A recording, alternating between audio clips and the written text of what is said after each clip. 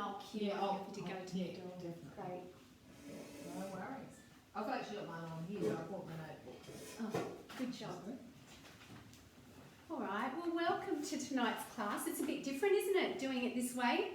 Is anyone, well, yes, I was going to say, has anyone done an online workshop like this? And I can say, hey, Darls, you're on again. I had you for my fermented class, and that one was a lot of fun.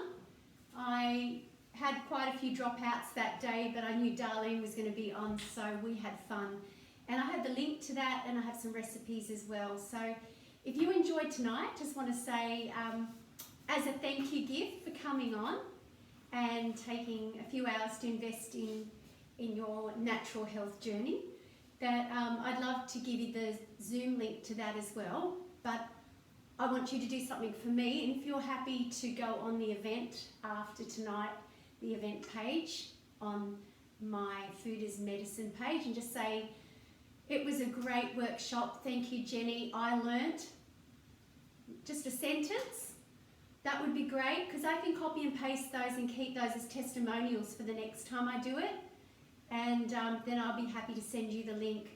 And along with tonight's link too. So there'll be those that are going to be leaving us in about an hour, and that's fine. Happy for you to, of course, do as long as you can do. I know staring at a screen is completely different to having an in-home, face-to-face conversation. And there will be little and less of the interaction that goes between my usual demonstrations. So we can take 2.5, 3 hours for this usual workshop. It is quite full on.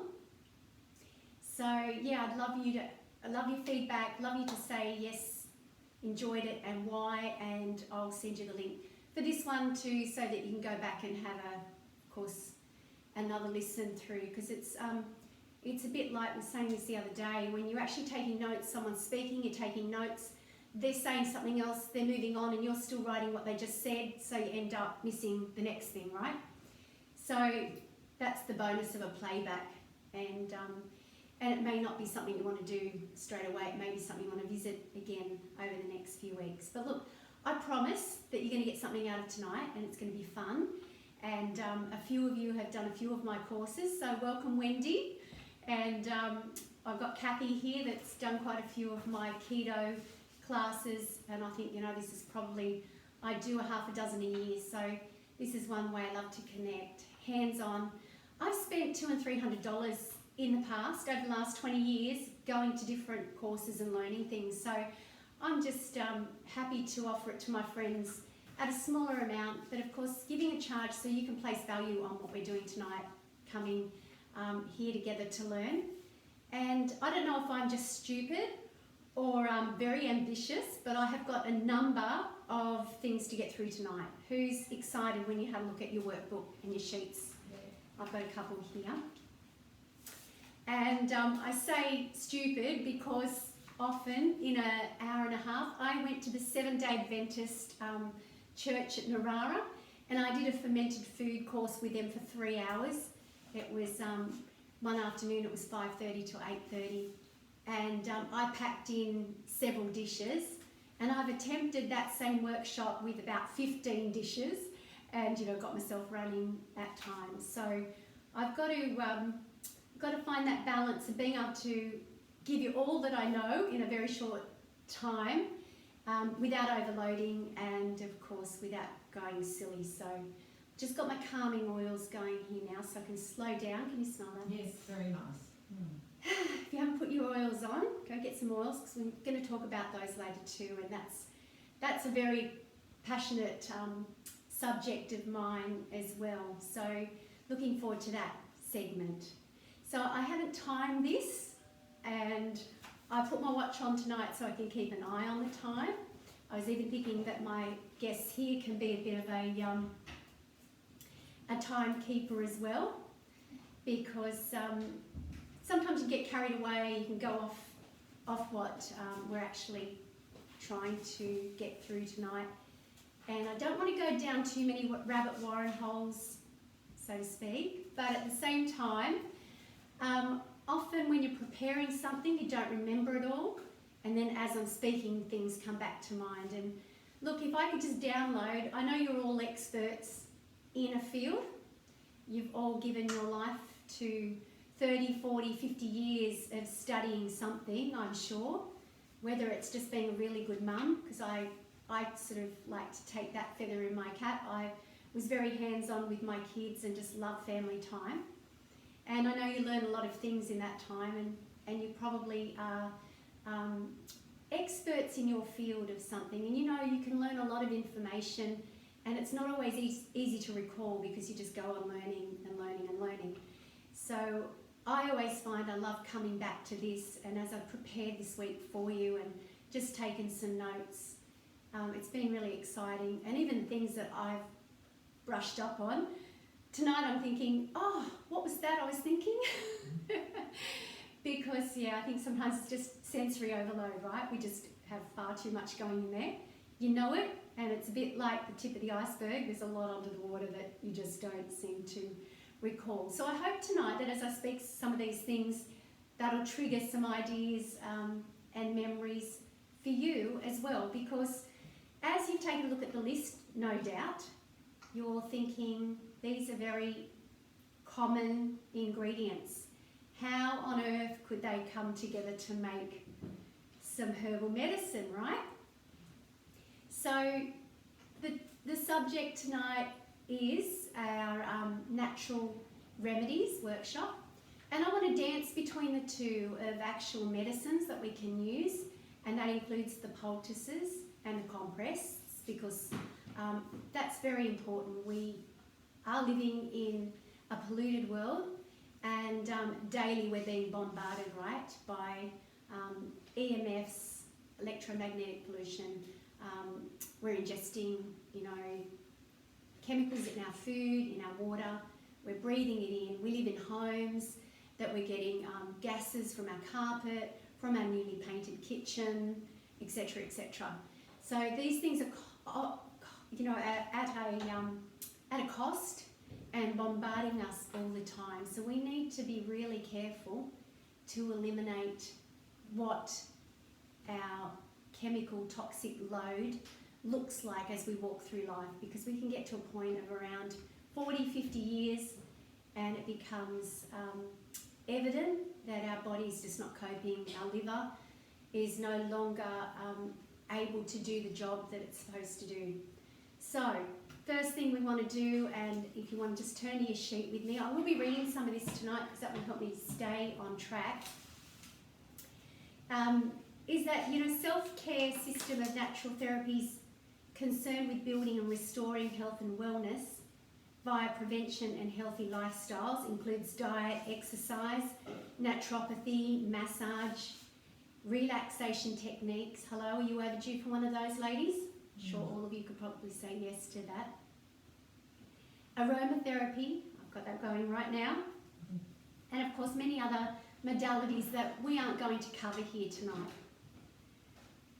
So it also includes the prohibition of toxins and elimination of chemicals. So that's what this is about. This is about trying to go the alternate route to what everybody else is doing today. You have a headache, right? And what's the first thing you think of is, I need a pill. I need that Panadol. I need that aspirin, that Disprin, right? That's just what we've been trained to do. So it's rethinking, and it's being more aware of other things that we can do and not just grabbing a pill for every ill. So tonight this is where I'm going to bring in a stack of different things. You're going to find quite a blend and a crossover. You might hear me say this is for arthritis, and then several minutes later on another topic, this is for arthritis, and several minutes later, this is for arthritis. And that means that you've got a few things in your arsenal to try, right? Because not everything is going to suit everybody all the time. And I had this discussion with my small healthy group last night, that sometimes it's about the duration, you don't do it long enough, and about the dilution. We might dilute it too much, we might not, you know, use enough of it.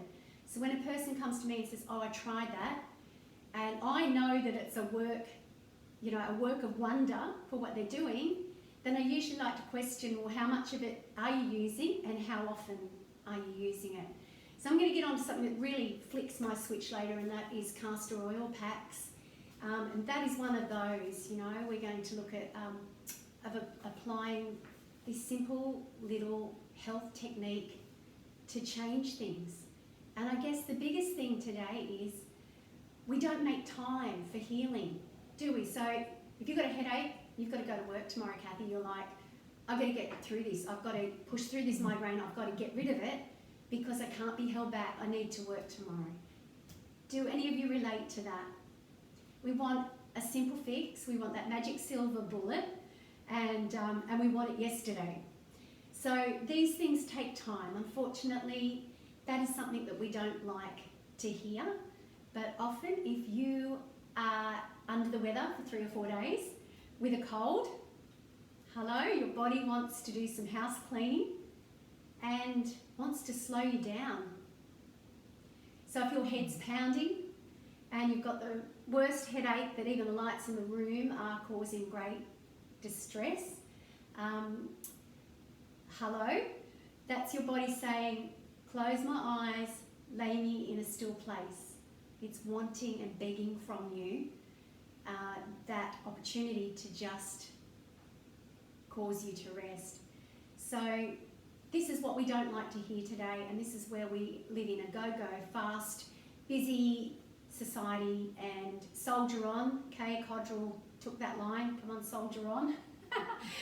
You haven't got time to rest. You know, turn off those symptoms and march on. So we really want to look at how powerful food is as medicine. And as you know, I have a bit of a slogan. I went to buy it at one stage, put in for the rights as food is medicine coach, but it was several hundreds of dollars, so I didn't go there, but I still use it because no one else does.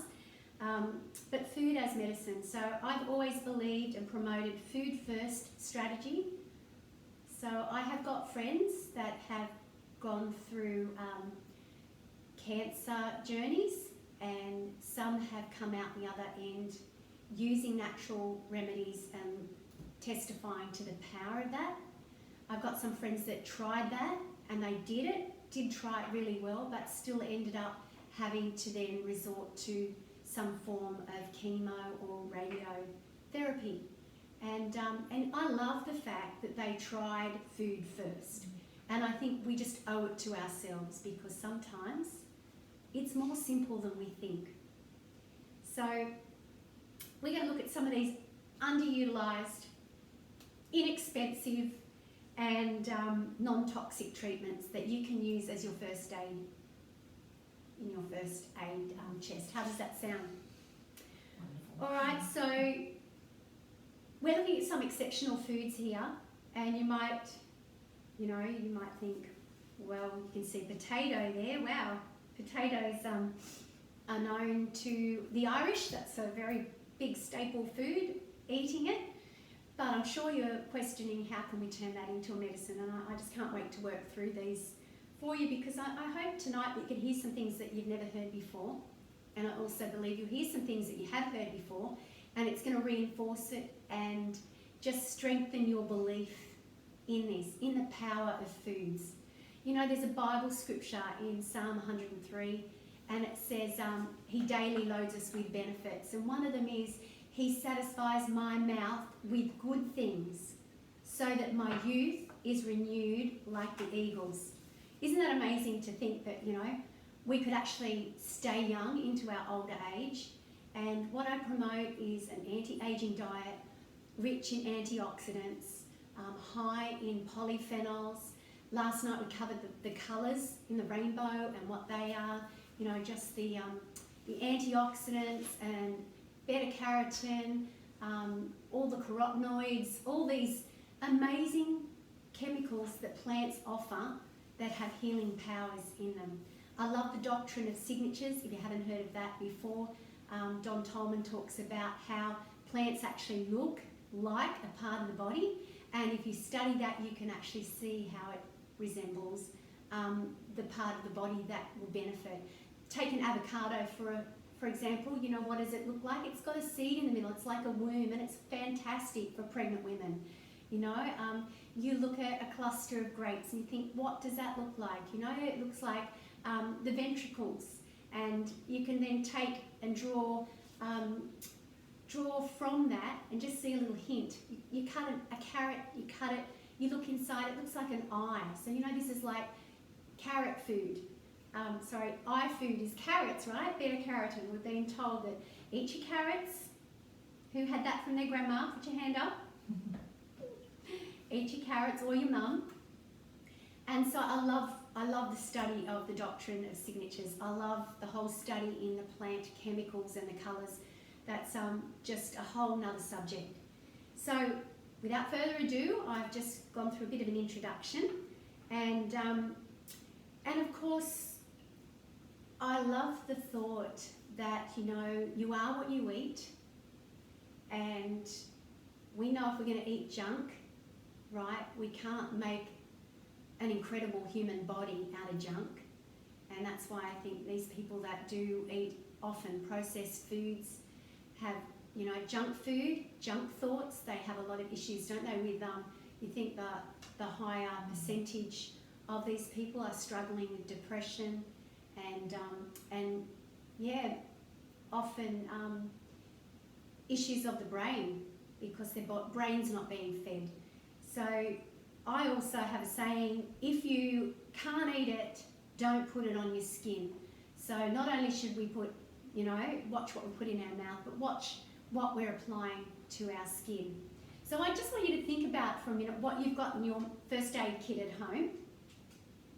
Right, you might even have a piece of paper, and you just might want to jot down the first half a dozen things that come to your mind. In your first aid kit, you probably have Dettol. A lot of people do. It's been an age-old antiseptic. Some of you might even be aware that when you read the back, it talks about COVID for killing off viruses and germs. So that's interesting, isn't it? And you might remember a product called Savlon. That's right. Yeah, something that I think I've still got up there in my medicine chest from way back. And betadine.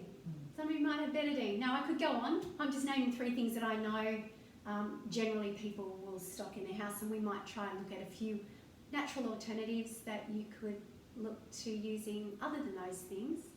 And I'm not saying that they're nasty, but I just want to really shake you up in your thinking tonight of how quick do you resort to the creams and the potions and the lotions every time you encounter something. So here we go. I've got 20 top foods, and of these top 20, you will find the first half are going to be in the poultices workbook. So I've given you 2. I figured it wasn't worth me writing out all that's in the poultice book. I have known these things for a long time, and I worked at Misty Mountain last year actually, and had a great opportunity to see some of these things being used. And we're going to look at bicarb soda tonight. It's amazing. They used to do bicarb wraps. You know, they had cancer patients that would come in, and they'd lay the person out. They'd have a 2-litre solution of bicarb, and they'd have towels, and they'd wrap the body in bicarb soda. Amazing. These are some of the things that I've witnessed, and over the years I've tried on myself, and I love the fact that it was all written there. So this is from Misty Mountain, this one on poultices. And having done quite a few of these things myself, I can also testify to personal, not just what I've heard and seen. So let's take the humble onion. I've got a brown onion here. You know, there's red and white onions. And, you know, this is a food that is widely used across the globe, right? Do you know any country that doesn't do onions? That doesn't grow onions? No, it's readily available to every country. So you know what that means? I think think that it's brilliant when we know we don't have to spend a lot on healthcare, that God has given us things in nature that are common to all. And some of these things aren't so common to all of us, and you know, we might have varying things. We're going to look at essential oils later, and you'll hear me talk about eucalyptus oil and tea tree oil. Now, they're two similar trees, but one's grown in one place and one's grown in another place. So I love the fact that there are similar things for all of us to obtain, so it's not like any of us are going to miss out, all right? So the first thing I want to point out with an onion, we're going to show you how to use this for various issues in a minute. But I just want to point out the fact, you know, you've all been annoyed, haven't you, when you've cut an onion and you start to cry? It's annoying. I mean, I just want to get the job done. I just want to make my dinner. I don't want to be crying and makeup running everywhere, right? But that property in the onion that causes that is actually the power of an onion. So the thing is, an onion has many good things in it, and I'm not going to give you a science lesson here, and I probably don't know it all anyway, but it's very interesting that when you cut an onion in half the right way, you actually see all the rings, and they say onions are very good for your eyes. Now, even though you think that's not a good thing when you start crying, it actually gives you a cleanse. Have you ever had a blocked tear duct? You know, this is a simple little thing. If you need to have a good cry, you've got grit in your eyes, chop an onion. Doesn't hurt you to have a good cry, right? And it actually produces more of that saline fluid in the eyes to give it a washout. So how cool is that? Just number one. All right, hold that thought about the onion. I'm just going to put this aside, and I'm just going to go on to talk right now about something that is so underutilised, and that is the peels of our onions. Now, I save them up. I don't always do this because often we're busy. The last couple of months I've had no excuse because most nights we're home, right? Who can go anywhere if you're not working? Most of you have been home because we can't do any sport. I can't run a movie theatre event, and we couldn't celebrate birthdays. Yes, that's right. My birthday last month had to be just with my family coming in waves. So it's given us more time, right? So I would love to think that in this next couple of weeks, before we go back to doing things the way we were doing them, I'd love to challenge you to just take a thought about this. We use this saying in our culinary field of, you know, using everything that we eat. We say nose to tail, don't we? When we cook with meat, it's like using everything, using the bones, you know, not discarding anything. Our grandparents used to do that. So I want to give you this little slogan tonight, and that's root to stem cooking. All right, there's a lot of things that we are throwing out that our grandparents used to use. So for a start, I don't know about you, but onions is high on my list. Would you say that that would be one ingredient that you buy a kilo of every week? It's going in a stir fry, it's going in a soup, right? Onions should be, and rightfully so, should be in your daily regime. They are powerful. And without talking about, you know, just the nutrients in the onion. Now, we could go on about that tonight, but we're about poultices and making some medicines. So let me just tell you that our skins, and this is the same with garlic, so save your garlic skins as well, they're actually loaded with vitamin A, C and E. So that's incredible to think that something that we're just throwing in the garden, and you might think, well, I put them in my compost and that's fine too, but something you could get the benefit out of. So what I want to do right here, right now, is I know all of you have a Thermomix. You could do this in a saucepan as well for those who are watching after tonight. I'm going to show you a simple thing that you can do once you've gathered some of, I've just had this in the fridge. Now you could put them also in a brown paper bag. I often dry some herbs in a brown paper bag. I do have a dehydrator, but for a few small things, I won't turn my dehydrator on for 24 hours. I'll pop them in a bag. So I've got some rosemary in there that I'm going to show you later. So you can pop them in a bag, and that would probably do a quick dry.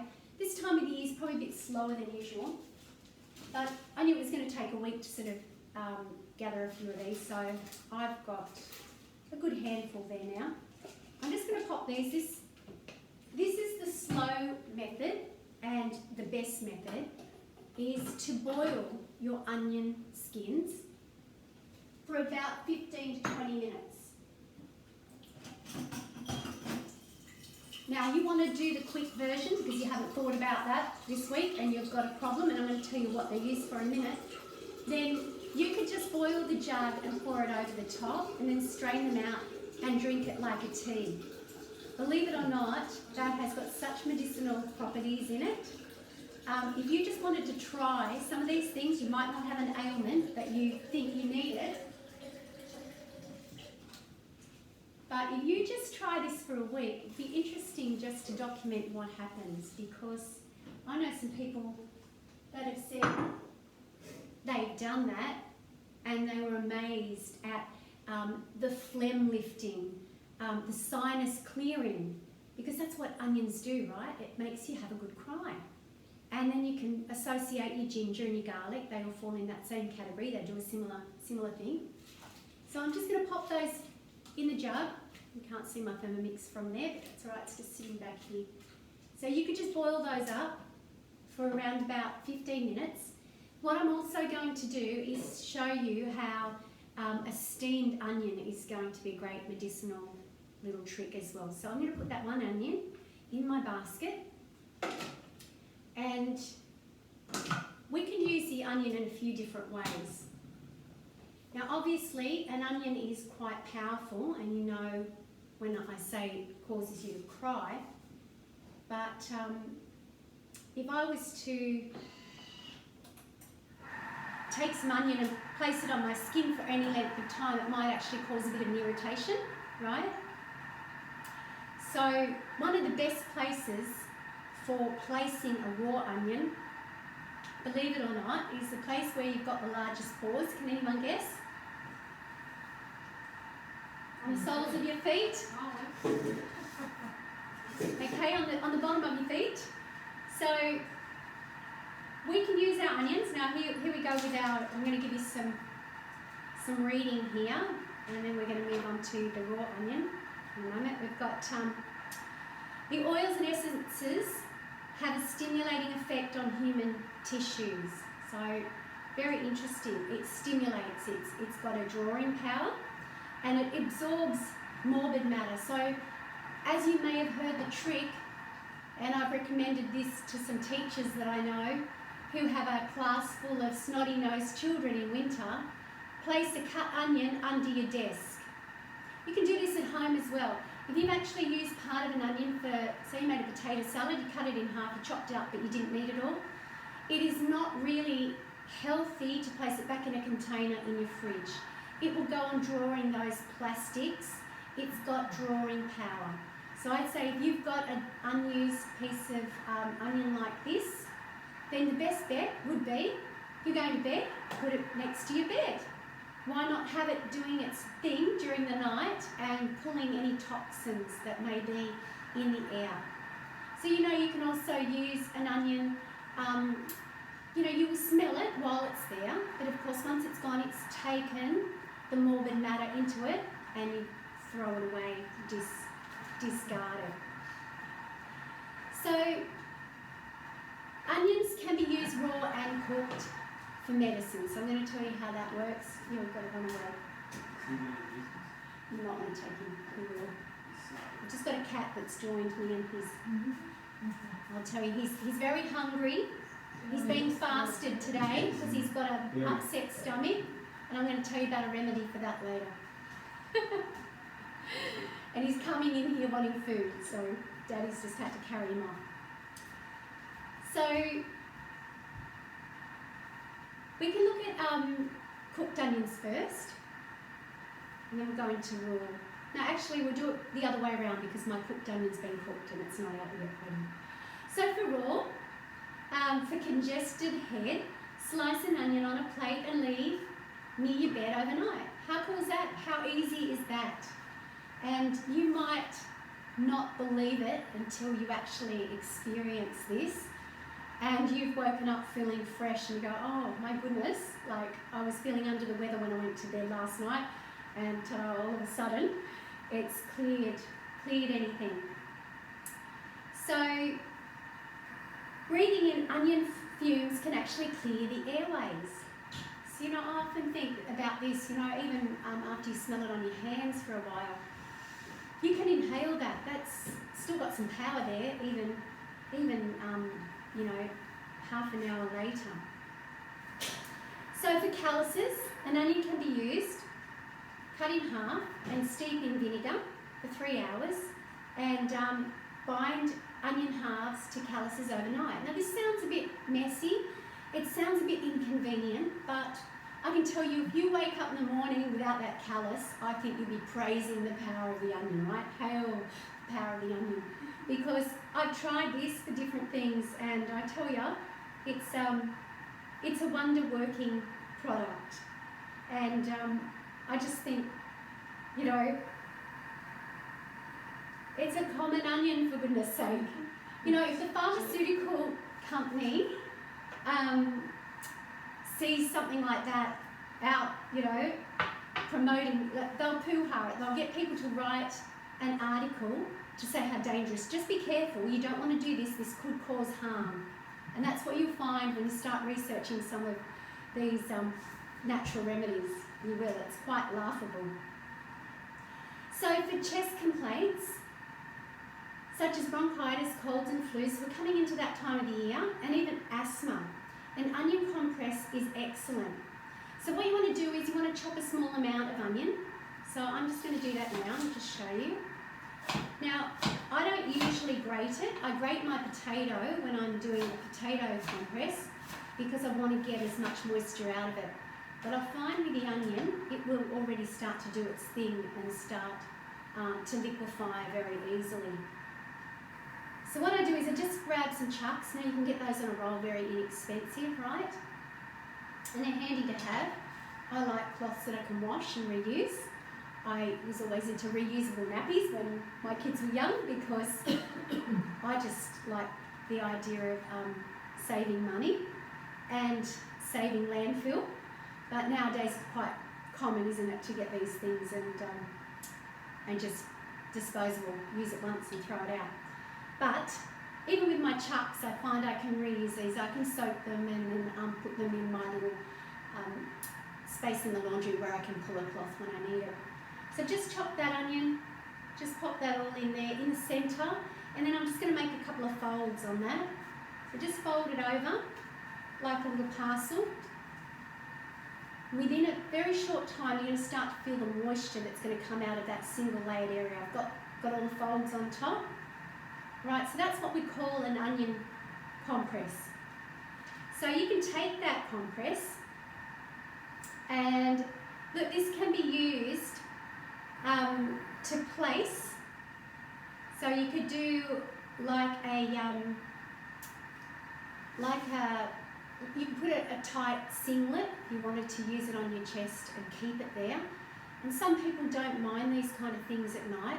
I find little things like this can be quite annoying, and I'll give it a go, and if I don't like it, then I'll find space in my day where I'm actually sitting or doing something at my computer. I might be working in the office where I can actually put it and have it sitting there for about an hour. So, you know, you want to try at least an hour for these things. And if you're driving somewhere, look, I know it's not really great going and turning up and smelling like an onion, but if you can and you're going to be, like I go for a walk, and sometimes if I'm covered up with a jacket, I've had something on me at different times to hold it for, you know, for that hour or so that I'm walking. So different chest complaints, applying this, and you can cover it with Glad wrap. So once you place it there, you can either wrap wrap with glad wrap. Now, of course, you want to expose this. This with the liquid coming out is where you're going to get your power of that onion juice. Now, some people have actually blended it and made it into a more moist, but you will find that way you've really got to contain it. Otherwise, you end up with quite a sloppy, sticky mess after. So I find that doing it this way just naturally bleeds, and you've still got the onion held there, just like I showed if we just placed it next to the bed like that, still doing its work. Now it's interesting because, isn't it, how many people you've heard have gone on a picnic and the famous potato salad, you know, has caused them food, food poisoning. And, you know, often the mayonnaise gets blamed. And I've heard some people say, well, look, I made it from scratch at home, it was fresh. I don't understand how that has happened. And look, the truth of the matter is that if that onion has sat in that container with your potato salad at that picnic for any length of time, it actually starts to pull, you know, the morbid matter into it that's around. So yes, it could contain a host of nasties that you don't want. So that's the reason why once you've made a food like that and people have served from it, you want to get it back in the fridge so it stops pretty much doing that. And you want to eat that potato salad as soon as possible. You wouldn't want it sitting in your fridge for 5 days, right? So this is quite a simple little thing to get started with, and I'd love to think you try this out over the next few weeks for any little ailment. Now we all get, you know, different things at different times. I know I've woken up sometimes just feeling chesty and thinking what's going on there, and I've taken out my onion and given it a shot, and then I've passed through it, you know, a couple of hours and it's gone, and it's just nipped something in the bud that could have taken a hold of me. All right, so another thing is with this chopped onion, I'm going to show you this now because I don't need the poultice. If I need that poultice now, I just stick it aside and take it to bed tonight. But let's make a cough mixture. So I love keeping my empty jars.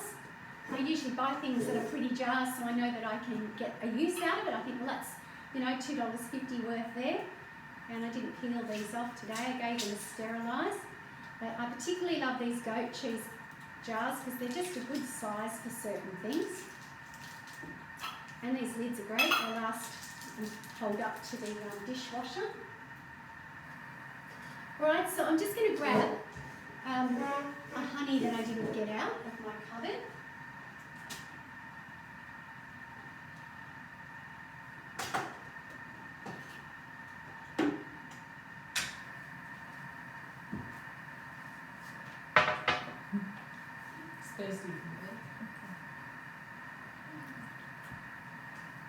Had to grab a mouthful of a drink. Alright, so I buy my honey locally. I love being able to get it local. You've got a little bit of information coming up about honey, so we'll dance around that again after. I want to show you something that I did about, look, this could be coming up to 2 years old, okay? So this is honey that's gone darker, very rich. And I just loaded it up with a jar of garlic. So that is just a potent little flu bomb right there that I could take a teaspoon of. And I've nearly used that up, so I'm looking forward to making this other jar. Garlic, as you know, interchangeable with onions. Onions are generally more accessible and I think more safe in some ways, because when you think about our garlic,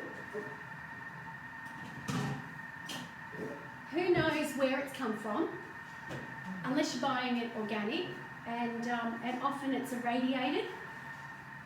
As with our spices, so that's a heat treatment they do. They want to stop anything coming in from overseas, and what that does is actually kills all the goodness in that food that was going to be a powerhouse to you.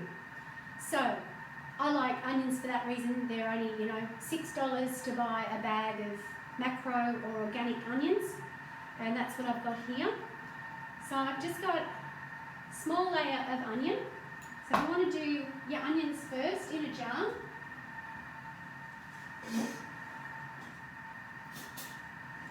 Then we're going to use some honey. Now, as said to you, I buy this locally at Empire Bay, and they offer quite a few different varieties. But I like, you know, they've got Manuka over there as well. So Manuka often comes to you in a health food store, and you pay way too much for it. It is a powerful honey. We're going to look at that as we go through to our honey section.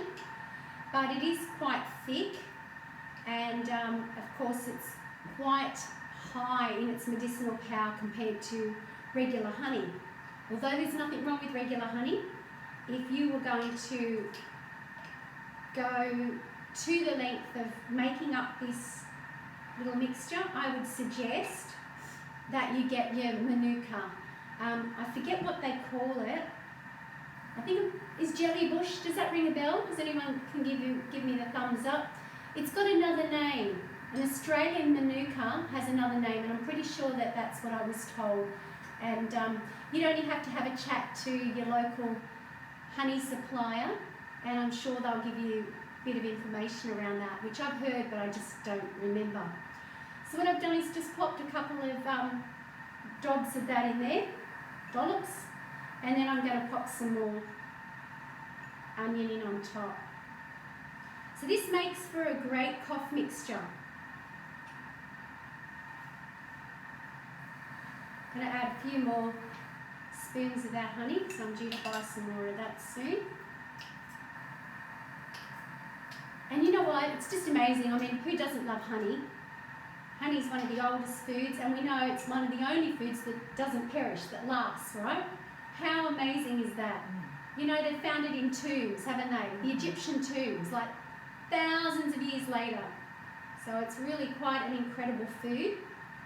And it's interesting that when God was bringing the children of Israel to the Promised Land, it was a land flowing with milk and honey. So it's like these amazing delicacies that must have had some kind of healing property in there, right? That's raw milk too, not probably most of the time goat milk, just saying. Anyway, I've just laid that in there. Now, as you can see, it's no work of art, and it looks quite solid. But what you will find, that will sit within about an hour. We'll start to see it turn more liquidy. So the onion will do that. It will start to thin out the honey. And I'd say you're best to wait around 3 weeks for that. So you're just making it at the right time. You're coming into June next month, right? And it's often the time, I know with Howie travelling all the time on the planes and back and forward, you know, trains, etc. He'll come home sometimes just with a bit of a sore throat, and if it's not his essential oils, you know, I can say, here, have a teaspoon of this, and it acts as a great little elixir that he can just hold and kill the germs in your throat. Now you can also use that, of course, if you made yourself like a tea, we're going to talk about turmeric teas and that kind of thing later, you could use a spoon in that if you didn't want it straight in your mouth. But hey, I reckon if my grandbabies are happy to take a teaspoon, when I've shown them, where did I put it? I've shown them, I said, who wants some runny honey? You know, they look at it a bit strange, but when they taste it, they're like, oh, can I have some more of that? You know, it's amazing. Just that slight flavour. I know some of you have probably purchased, you know, olive oil, and you can get the garlic olive oil, and you can get the chili olive oil. So you can actually put those flavourings in the oil as well. So, let me wash my hands.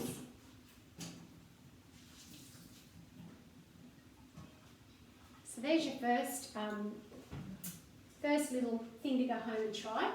Very, very simple.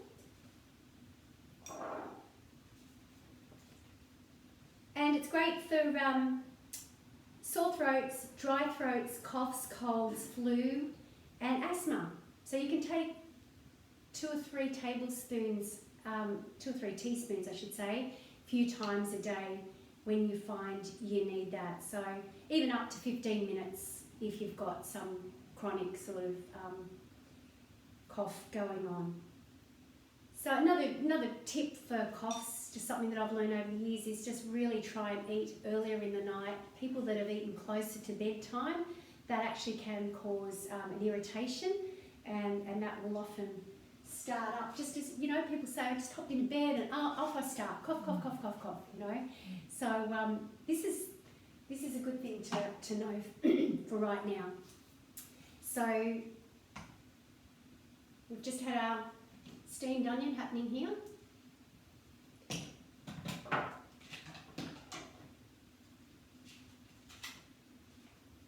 Alright, so back up to the cooked part of the onion. Well, actually, before I go on to that, I'm just going to allow it to cool off for a minute. I just want to tell you about this, that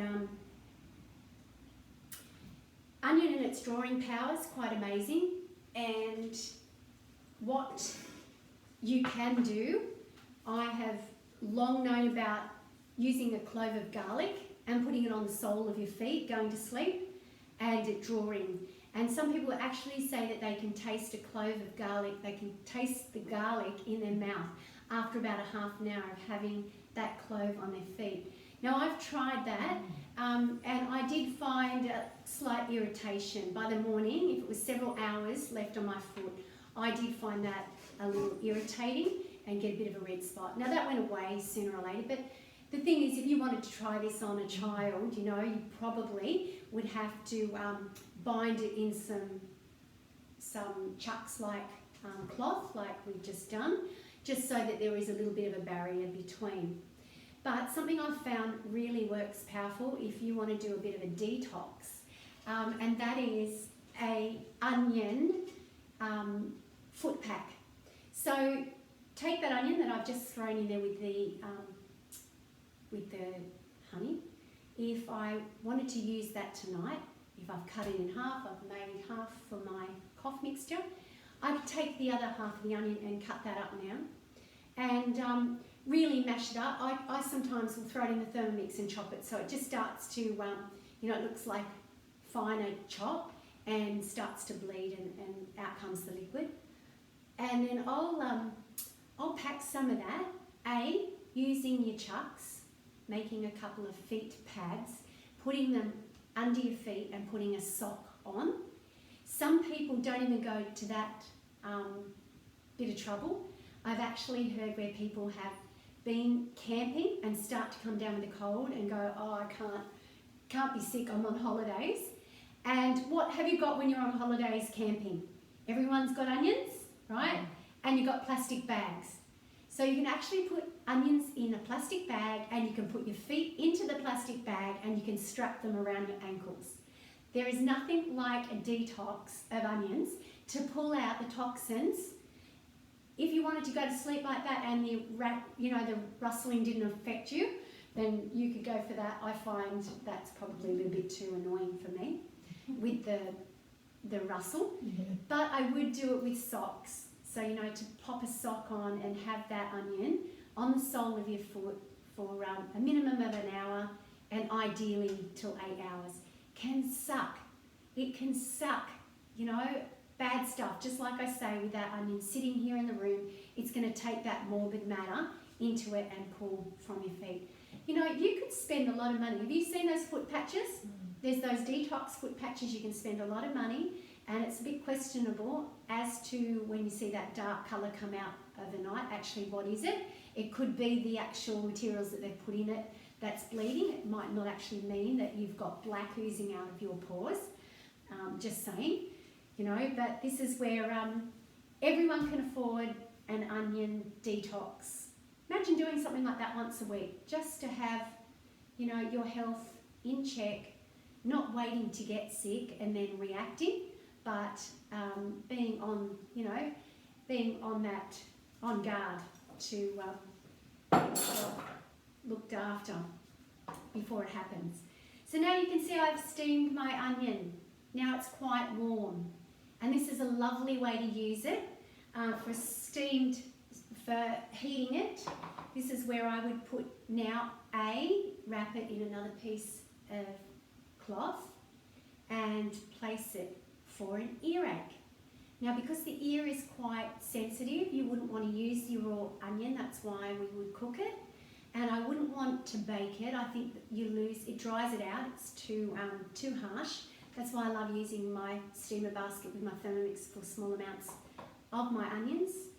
Sometimes I will do this and then chop them up and use them into, a stir fry and then take a little bit and maybe use it for an issue that I have. So you can wrap that, bind that to an earache. You can even use that on a spot, Some people may have a boil occasionally, and that's just a gentle way. It's great for kids to use that onion because as for an earache, you can even lay them down, and if you've got, of course, the paper towel and you place something on the pillow, that heat generated will actually be part of the healing aid as well. So you've got not only the power of the onion, but you've got the heat that's working for it. So with a boil, you could place that on. Say you've got a boil coming up on your arm, you could place that on there and then just wrap it in Glad wrap. So I'm a bit fussy with what Glad wrap and products I use these days. I'll just bring those out while we're talking about it. When I'm doing my cooking workshops, I always say to people, get yourself some brown baking paper. It's not bleached, so there's no chance of leaching extra things that are going into your food, your cookies, your cakes, etc., and particularly without heat. So that's just a free tip. And then there's a great brand called Eco. These aren't sold. There's usually a health food shop item. Some Coles and Woolies are doing these things now, so it's just keeping your eye out. These are my Ziploc bags. So I figured that if I'm going to place my food in a Ziploc bag, I will reuse that and also know that it's not got any BPAs. So if you were to, use your onion and place that even for warmth, it's amazing what can still penetrate, and you don't want to release anything out of your plastic. So that's just a tip. Watch what plastics you use, and this cling wrap's going to be used in a minute for another poultice, so I'm just going to leave it out of the way, right there. Okay, so that's your cooked onion. So you might do this once and not have, you might find it just eases, but you don't have total healing. And that's where a lot of people stop, right? But your body will tell you. If you do it once and it hasn't fixed it, but you felt an ease, that's a good sign. If you go from 1 to 10 with pain and you move down the line and you come to about a 7 or a 6, then do it again. Because next time you might find you're at a 4 or a 5, and do it again, and the next minute it's done, it's fixed. So that's the key.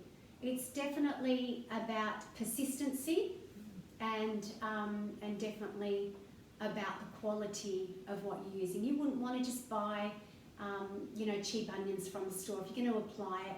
I mean, I wouldn't like to buy cheap onions because they're actually grown in the ground. I like potatoes. I like to go organic with those things. Not that I buy everything organic, but there are a couple of things that I do like to use.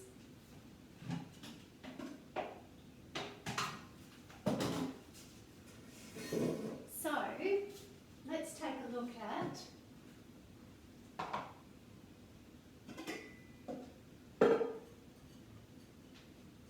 at this juice, hey? Now, do you know what? Well, it's probably a little bit hot. Yeah, that might be a bit hot for the jar. I wanted you to see it, so guess what they used?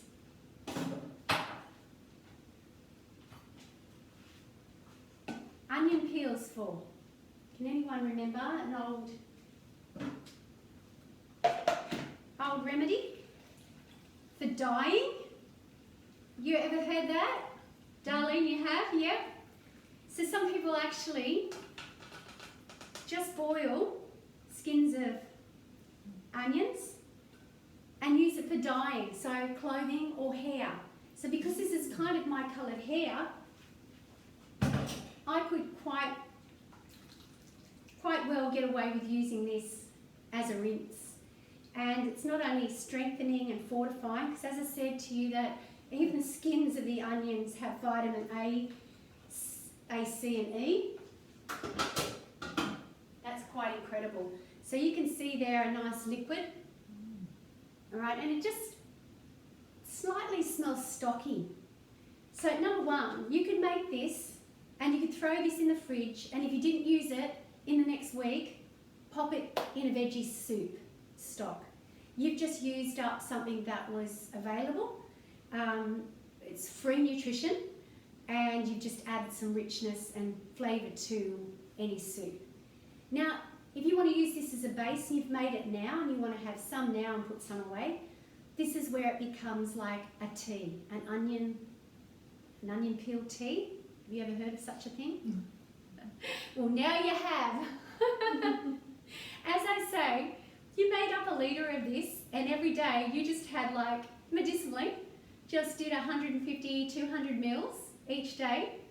I could guarantee that in a week you'd probably start to see something change, because it's just mineral water. It's minerals in water. I mean, why do we make a pitcher of water to drink during the day, and then we want to, up the ante on it? We'll throw some mint, cucumbers or lemon or lime or whatever.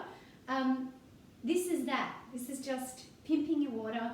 And if I didn't want to use this as a hair colour, apply it and give my hair a nice condition, this is what I would do. It can be a great cough syrup. So you could even mix this with that. So, this is you just utilising the whole lot. You might have your tea and use a spoon of this. It's just going to flavour up with a bit of honey. So you can play around with these. All I suggest is when you do it, have some labels so you know how old it is. You pop it in the fridge. Sometimes I'm guilty. It's been sitting there for a couple of weeks. Next minute I pull it out and there's something, it looks like some science lab experiment that I got growing. So how simple is that? Hey? And look, I have not tested it for this. I've heard it is a sleep remedy. Some people will use banana peels and boil those and drink them. And other people say that onion peels work as a great relaxant and a sleep remedy. So there you go. You give it a try. It's antibacterial, so it's coming from an onion. With those properties, I guess it's going to do something, isn't it? It's going to create health, and this strong tonic could be something that's inexpensive, that you save yourself from buying some kind of medication. So pop that one aside.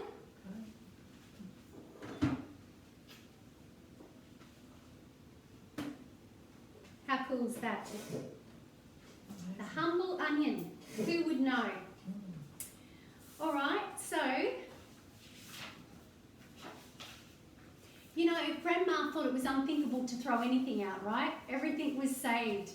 And I'm even going to get into, looking at the peels on our fruit and showing you a few of those things you can see in the front here now. So we could go on. Look, we're not going to focus on this tonight, but in this workbook you've got the amazing cabbage and how you can use that to make a poultice as well. Any woman who has breastfed and ended up with mastitis can vouch for the cabbage in the bra trick, right? Who didn't never do that? Even at the hospital that happened. The hospital will recommend that, right? So I don't think I feel the need to really go on to that. But I will tell you for one thing, and I told a client this once. She had swollen knees, and I said to her, well, look, if it works for mastitis, I wonder if it could work for your knees. And, she applied this cabbage leaf, she slightly steamed it, so it's just wilting. It was warm. She placed it on her knees, and she swore that over a period of a couple of days of doing these poultices, that actually changed the inflammation. So there's a little tip there too. All right, we've got Epsom salts, and this is one of the many we know. There's plenty in the range of magnesium bath salts and the different types that you can get. But as it has been hailed a long-term first aid item. It's good for you to have a bit of a read there. It can help, of course, relaxing. So beautiful in a bath. When was the last bath, ladies, that you had? Who's got a bath? Hand up. Who's got a bath? Great. Keep your hand up if you've had a bath in the last week. Good, Wendy. Me too. 2 nights ago, my hubby got home, he'd been away, and I said, we're going to have a bath. And he goes, oh, okay. And I said, well, it is the time of the year, right? It's getting colder and you actually feel more inclined to do it. So, look, set yourself a goal. You know, we're going to talk about hot and cold therapy coming up, and this is incredible. A lot of people do not use this for the power that it can be for them and for inflammation and to stimulate, get the blood flow. So coupled with placing some salts in your bath, you can't do a nicer thing to treat your body. You know, we often use the word, oh, I had a treat today, and what do we usually say that is? It's usually a chocolate, something naughty. I want you to catch yourself this week, and I want you to see just where you use that word treat and have probably a little bit more thought and awareness around the fact, what have you done for you lately? You know, we are quite, I know the people that are on here, and I know you're all quite kind, good-hearted, and you look after people, but you probably don't count yourself in that same, you know, you wouldn't put time and effort into yourself as you do with others. So let's just keep that in mind, because if we don't look after ourselves, no, we're no good to other people, right? Okay, ginger. This is a good one. Now, ginger has very similar properties to onion, as you know, but it also has its own array of goodness. So I love my ginger tea. Who loves their ginger tea? And I'd love a drink of water right now, so I'm just going to grab my cup. Excuse me. I want you to write one thing down with ginger that you know you could get ginger in every day. What's one thing that you would use ginger in on a daily basis?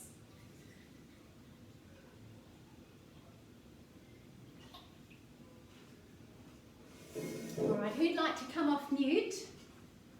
If you're able to do that, just tell me your one key thing you do with ginger. Jen. So we go with Jenny? Ginger tea. Ginger tea. Wendy? Put it in the smoothie. Smoothie. Awesome. Just a knob? Blend it up? Oh, yeah. Great. Anyone else? Stir fry. The good old stir fry. I think that's the easiest way to get it, isn't it? If you're just going to do a nice big stir fry for dinner, it's an easy way to get a couple of tablespoons without even trying. Now, you can get this, you can even throw a piece in the garden. I've got my beautiful friend Vivian, who's on tonight, who gave me a chunk of her ginger a couple of years ago, and I've just got that going through my garden. Amazing. So thanks, Viv, for that. Every time I cut a piece, I think of you. Vivian's got an amazing garden and grows all bits and pieces, and she loves to share, and I love that about when we live close to friends and we can gift bits and pieces. But I want to tell you about the ginger compress tonight. Now, we've got plenty of recipes that we could use. Of course, we can make our own ginger paste in the Thermomix, and I love that too, because I know I'm going to harvest some pretty soon.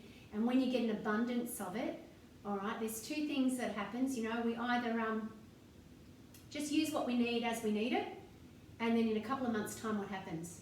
It's gone up to $45 a kilo, or it's out of season, or it's obtainable, but it tastes rotten. Who's had that? Who's ever bought something and gone, that doesn't taste like a tomato, right?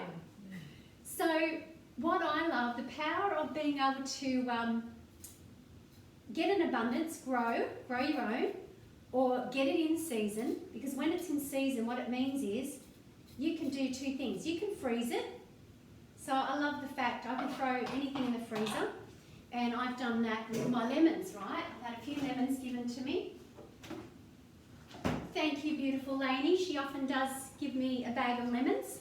And I've got a lemon here that's in the freezer, just like that.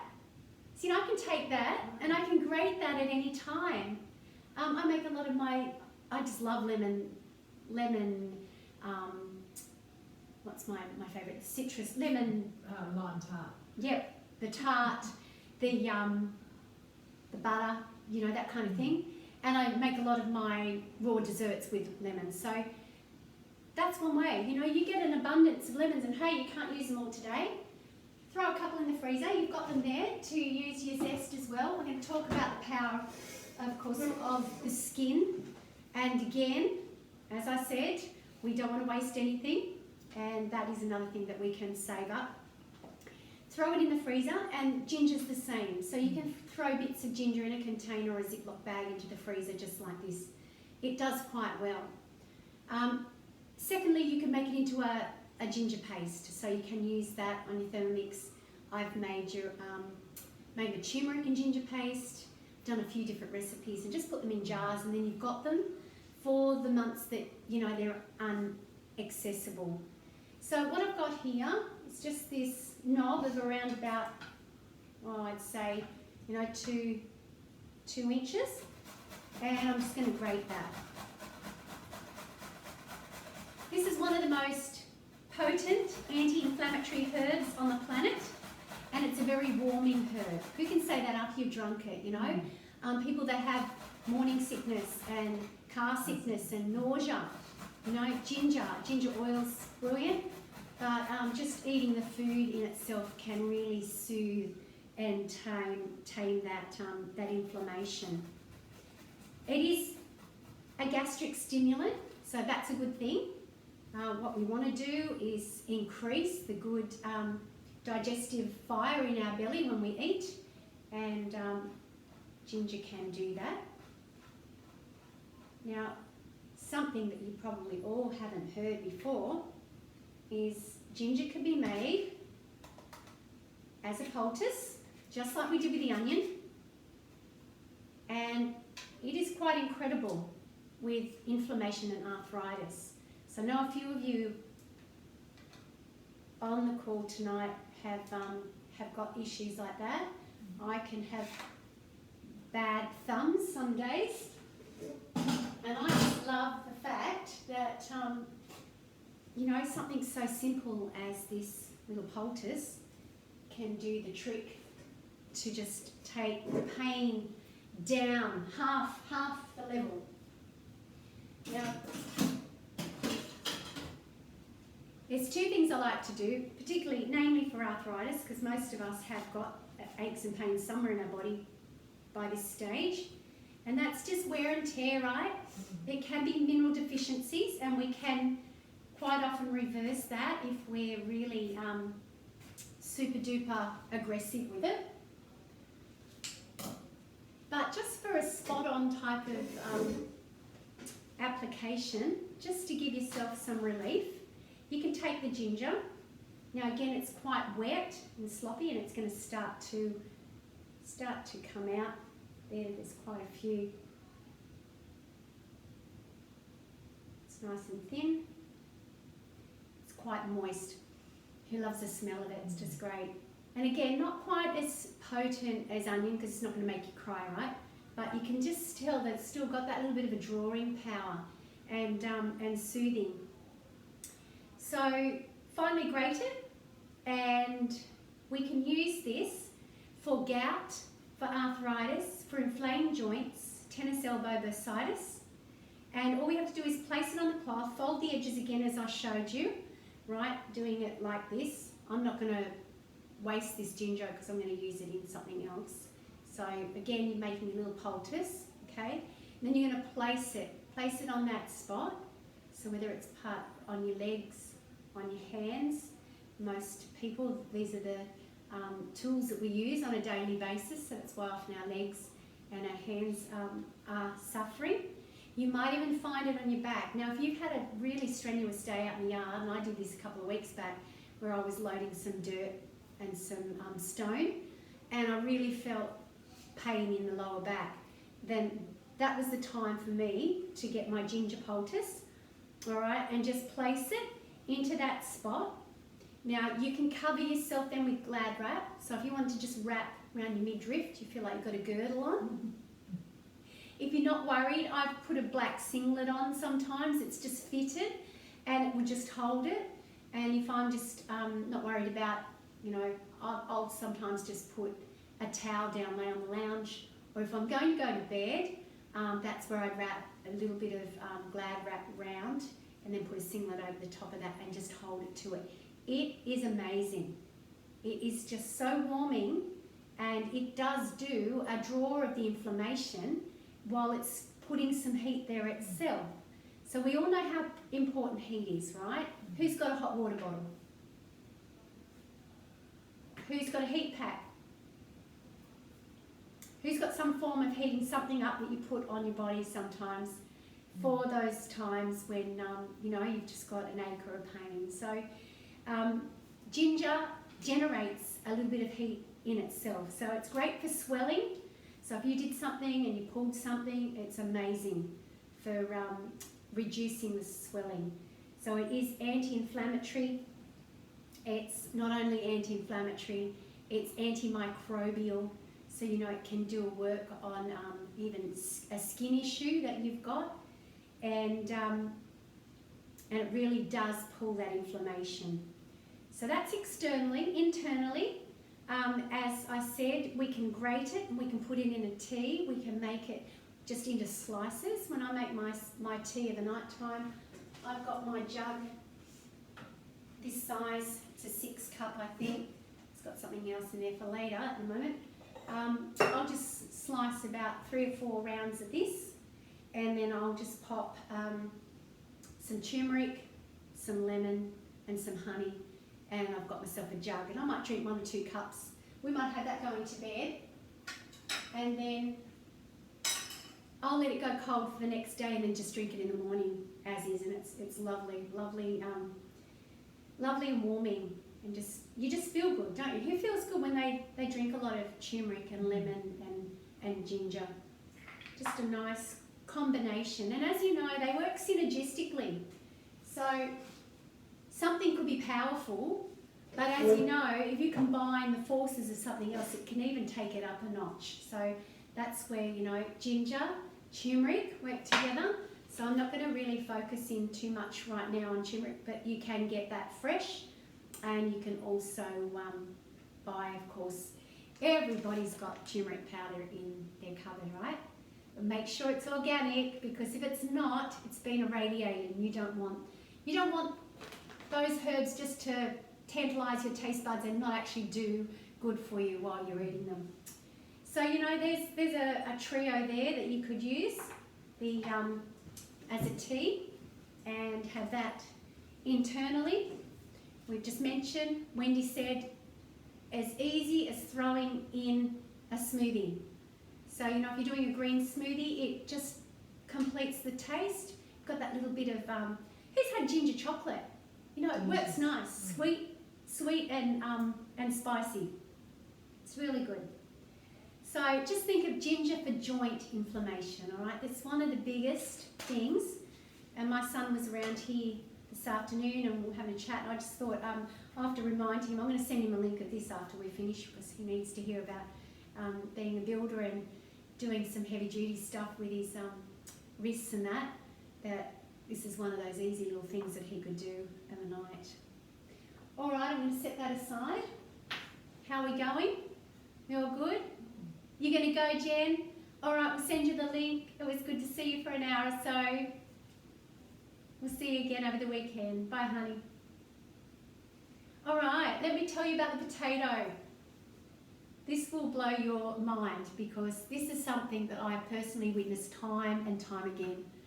I woke up, and I was going to send you this photo, but I'm a bit proud, so I didn't. I was going to send it to you and say, take a look at this photo, I'm going to tell you about it tonight, which I haven't shown anyone.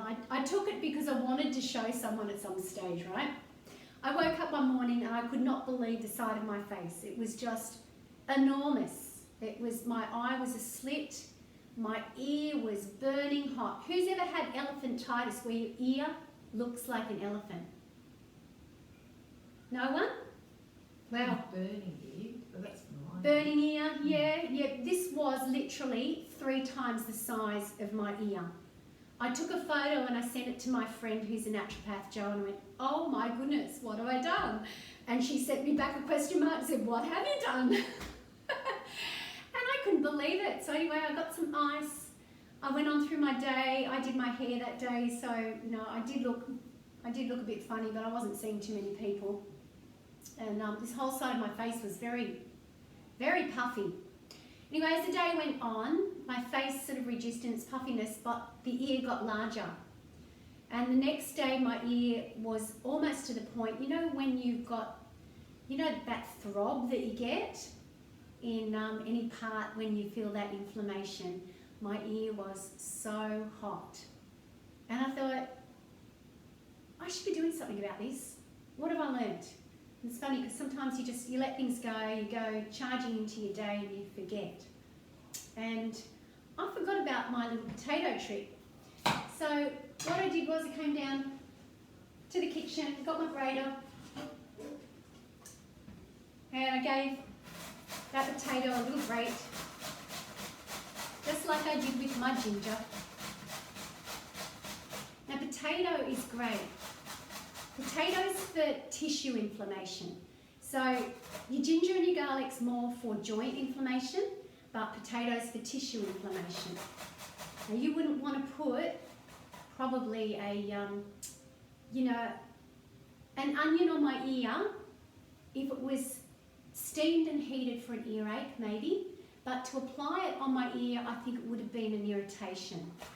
So this is where the humble potato has some magic that you should know about. A grated potato makes for lovely hash browns, doesn't it?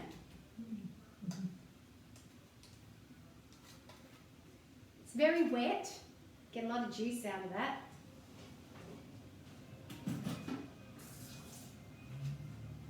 And again, a piece of cloth as a poultice.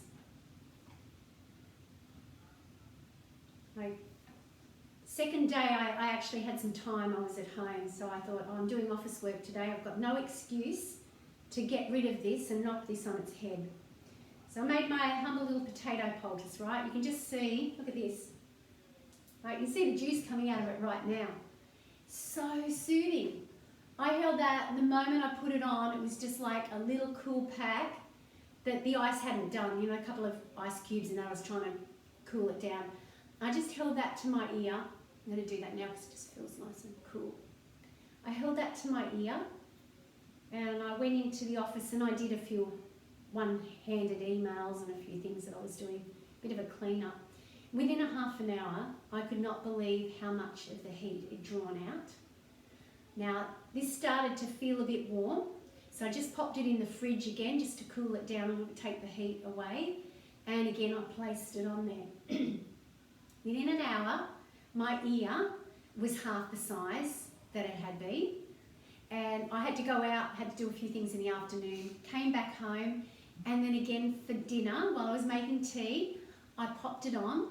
And I actually got myself one of my headbands, you usually tie it around there, and I sort of did this funny sort of wind and weave and kept it on there for a bit longer. So I think for the second time it's probably over an hour. That night I went to bed and my ear was normal, almost normal. So I slept on that, woke up in the morning and it was gone. And I was just amazed. I took a photo, sent it to Jo and went, oh, take a look at this. She said, wow, how quick that went away. And I said, yes, that was my good old little poultice. So that is what you want to use a potato poultice for. It's going to draw, it's got healing properties, it's going to draw the inflammation. It's extremely alkaline. So this is where it can be effectively used on swelling, any of these acidic conditions. Now, coming back to our ginger poultice, I would say that would be more likely for gout. But if you tried ginger and it didn't work, then you might want to try the potato. So I know some people that have sworn by their poultices for gout, where they've placed it, they've had gout for weeks and they finally thought, oh, I need to do this, and placed it on their foot, in a sock, overnight, and boom, it's gone. So You know, this is where the potato is alkalizing. So if the ginger doesn't do the trick, try a potato. You might want to alternate. Sometimes it's good just to do both. So it's so rich in potassium and phosphorus, and these minerals are actually absorbed through the skin where the potato is applied as poultice, and will contribute to restoring intracellular fluid, pressure and balance. These minerals also contribute to normal nerve and muscle response. So again, for muscular, where I say this is a tissue compress, this is working on tissue inflammation. It's also good for muscles. So it'd be just interesting to try. If you're home and you've got time and you've got a lonely little potato sitting in your fridge, grate it and put it to work and see what it does for you. You might be able to give me another testimony on yet another thing that it can do. I will tell you, because you're all ladies here, but Barbara O'Neill up at Misty Mountain was sharing about the potato stories that she has, and she said that one lady had a new little boy and his scrotum was quite swollen and red and he was screaming, and she said his mum rang me quite distressed and upset. So she told her about this potato poultice and to just place it in his nappy, and it was quite calming and soothing. That lady said it was amazing. Within 5 minutes he stopped screaming. He'd been crying for some time. He went to sleep. He actually slept for a few hours, and when he woke up it was all back to normal again. Is that amazing? So isn't it good for baby care? I mean, I never would run off to the doctors every time there was some issue and ailment with my kids. I always tried food first, and they would sometimes laugh. I mean, when they were younger, they didn't think anything of it, right? As they got older, they sort of go, "Oh, Mum, do you think this is going to work?" But I think they got used to the fact that, you know, Mum's not that bad after all. She's come through for them. One of my sons has escaped having appendicitis twice, coming back home and me saying, "Do this, do that," and he had the doctor saying, "Get straight to the hospital, you know, they're gonna explode, blah blah." So there are other ways to explore if you're game. All right, so it's also great for the eyes. So again, you know, if you had, boom, car door, something like that, you had something hit you, potato will soothe that bruising. It's soothing. So you know how enjoyable potatoes are. Come on, I know you you all like potato chips and a baked potato, and you know, and that's one of the hardest things when we go low carb, right? Is knocking off those potatoes. So yeah, it's going to serve you. Inflamed eyes. You can even dip a cotton ball into the juice. So where I just went to squeeze that a minute ago and out it came, you could just grab some juice and dab the potato and put it around the eyes. I have done that when I've actually had some swelling, and you know, sometimes when I might cry for a couple of days for some unknown reason. You all get your teary times. I remember when my dad passed away and just, you know, just being quite emotional for a few weeks and looking like I had little slits in my eyes. I found that potato juice was quite helpful. It was so soothing, even if it wasn't really the, you know, the look that I was wanting to try and clear up the puffiness. I just felt that it was quite calming and soothing. So you can leave that. Great for conjunctivitis. Who's had conjunctivitis in the last couple of years, you know? We all come across that one from time to time because it's so contagious, and if somebody around you, or, you know, particularly if you've got someone in your family's got it, it's quite easy. It's a great remedy for conjunctivitis. So, for over-acid stomachs, potato has an alkalising effect and can restore the healthy balance in the gut. So if you grate a half a potato and a half an apple and take this mixture before meals. Now that sounds funny, I know, but the sweetness of the apple actually lifts it, and it's just really getting over the texture of that potato. That can do quite a settling as far as reducing that acid in the gut. So nice little one to try. Generally, you're looking at tender parts for your potato poultice, okay? Ginger, onion, a little bit more harsher, so you wouldn't want to put ginger on your eyes. You'd probably find it's got a little bit more of a stinging effect, which might not, end up in any adverse reaction, but it's just the unpleasantness of sting at the time. All right, the next thing we're going to move on to, how we're going for time, awesome, is our garlic. So I don't need to hail the wonders of garlic. I'm sure you were all very sold on the power of garlic. And again, can you hear this? Peels, and more peels. What are you going to do with those peels? Boil them, pop them in a paper bag, just save them for later. Bye, Lainey. Good to see you. Send you the link tomorrow. Thank you. So some people have actually dried them out. Garlic, onion, peel, dried them out, place them in a blender, Thermomix, and pulverise them to a powder. Quite surprising, actually. It has a mild flavour of the onion and the garlic, so it can be used in many things. And because it ends up, you're reducing it to a powder, it's not unpalatable. It's something that you could just sneak in quite easy if you were doing, a stir fry. I love to make my own spice mixes. So, if you're going to make like your own taco mix, if you go buy, taco seasoning in the store, you know what it's laden with. It's got so many things. So I like to make those things myself. There's plenty of recipes out there, Cajun and Moroccan spice mix, just a little dried one, using your salt. Love buying my coarse bag of Himalayan salt, being able to mix that up. Some I will blend and make it, pulverise it for my salt shakers, and others might mix through some of these things, and that's where you could blend it up.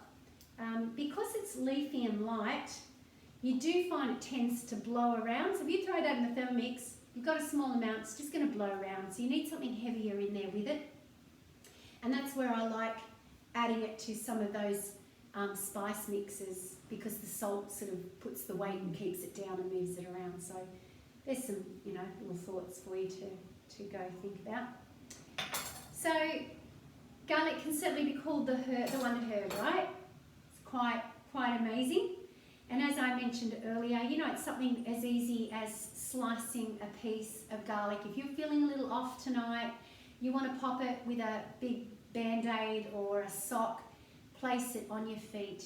It's quite incredible, the power of the juice of that garlic can be actually delivered into your bloodstream in 20 minutes, and then go further from that. Within an hour, that those plant compounds, that juice can be carried around your body into your bloodstream. It's pretty amazing, isn't it? The bloodstream's quite incredible. It's our life stream, and so we really want to look after our blood and keep it clean and healthy. I just thought of a story. When I was younger, I've always had this visual. When I think about the bloodstream, I think about my sister Jodie treading on a needle in the carpet, running around one night, and it went into her foot. Now, I don't know how, I remember, and I was probably all of 8 or 9, and she's 2 years younger than me. I was looking at her screaming, and Mum had a look and just saw the end of the little silver bit in her foot. So it was a little broken piece of pin or needle that had gone in. She was screaming. Dad was an ambulance officer, so Dad sort of tried to do his little thing, but Jodie didn't want him to touch it. If only I had known about my poultices back then, hey? Great drawing power. Yep, right here. Splinters, there you go. Potato poultice for splinters. And so Mum took her to the hospital, and of course, within a half an hour, we had an x-ray, and they saw the pin. I can remember the picture of this pin in her foot. Now, it was a really strange time, and they told her that she'd have to come back a couple of days later. So you can imagine what I'm going to say, can't you? That pin wasn't there when we went back a couple of days later. It had travelled, it had gone. Now, that's a whole other story, but what I'm saying is the bloodstream pulls. So, off on a rabbit warren. This is the power of using something like your garlic to place and allowing that to go up and into your body, okay? So I visualize it, and I always pray when I do these things, and I'm grateful and thankful to God for making, medicines in our own kitchen, in our food, and I just pray over it when I do it. But I always visualize it doing me good, so I think about that. I think about it going in and going to where it's needed. So garlic is an antibiotic, it's an antioxidant, it's antimicrobial, it's antifungal, it's antispasmodic, has antispasmodic agents. It is really a star player in our medicine chest. So you can apply, like I said, with a Band-Aid to keep it in a place wherever you want. A wart, a sore can go to work for you on those kind of ailments as well.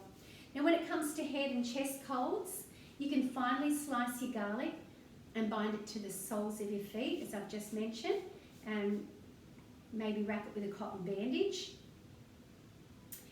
If it does blister, that's where you might want to use it for small amounts of time, but do it regularly. Some people are so tough, the bottom of our feet is quite tough. It may not affect you at all, and you might be able to go the 8 hours. I tried it once, it didn't hurt me. The second time I did it, I ended up with quite an irritation, redness on my feet. All right, so a flu bomb. Here we go. This is a great recipe. You've got it right here in your notes. The juice of 1 lemon, crushed garlic. So you could just grate it if you want to, and you could even do 2. Some finely chopped ginger, a drop of tea tree, eucalyptus oil, and some honey. So a little jar again. We did the simple version of just using the onion or the garlic in the honey, and that's lovely and sweet and a great way to get it on a spoon as a cough mixture. But when you actually want a flu bomb, I get a jar, as it said, juice a lemon. I was going to show you this tonight, but there's really no reason, there's no big deal in doing that. You can imagine adding those few things to it, and a pinch of cayenne pepper. So we all know the amazing power of cayenne pepper. And if you're a little bit hesitant about that, just use a small amount. It only burns for a time, so it gives you that hot.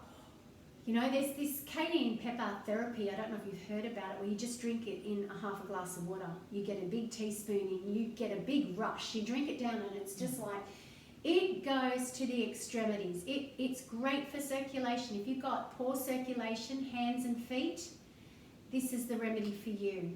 Cayenne pepper. We're going to talk a bit more about that after. But this is a great combination of things, as I say, as a flu bomb. Now let's get that happening. Let's have some of these jars, in the fridge and ready to go over the next few weeks, because, you might not get sick, but you might have someone in your family that is, and you don't want them suffering any longer than they need to, and you certainly don't want them passing it on to you right now, particularly with all that's also going around. All right, 1 clove of garlic. Now, I wouldn't use my organic garlic for this, but 1 clove of garlic in the toilet at night will clean your toilet. Can you believe that? We buy a lot of cleaners. We spend a lot of money on cleaners, right? Who can agree? We do, even if we buy organic cleaners and more natural-based cleaners. We can spend, anywhere, I guess if you sat down and added it up over the year, it could add quite substantially. So I love using these things for cleaners, and we're going to go on to now a few more things, and we will push on. I really wanted to spend time on those couple of compresses because I really feel that they incorporate so many of our ailments, when it comes to achy backs, stress in your shoulder blades, these can be all used and tried out. Now, coupled with, we've got these amazing foods as medicinal therapies, There's something that a lot of people don't use is the hot and cold. So we've talked about that before, haven't we? With the hydrotherapy, hot and cold, and changing that. Now, I spent a couple of weeks at Misty Mountain, and they had a lot of sick people there. They had a lot of people that had cancer and other issues that were quite life-threatening. And everyone there was encouraged to do the steam bath daily. You would sit in the steam bath and get so hot.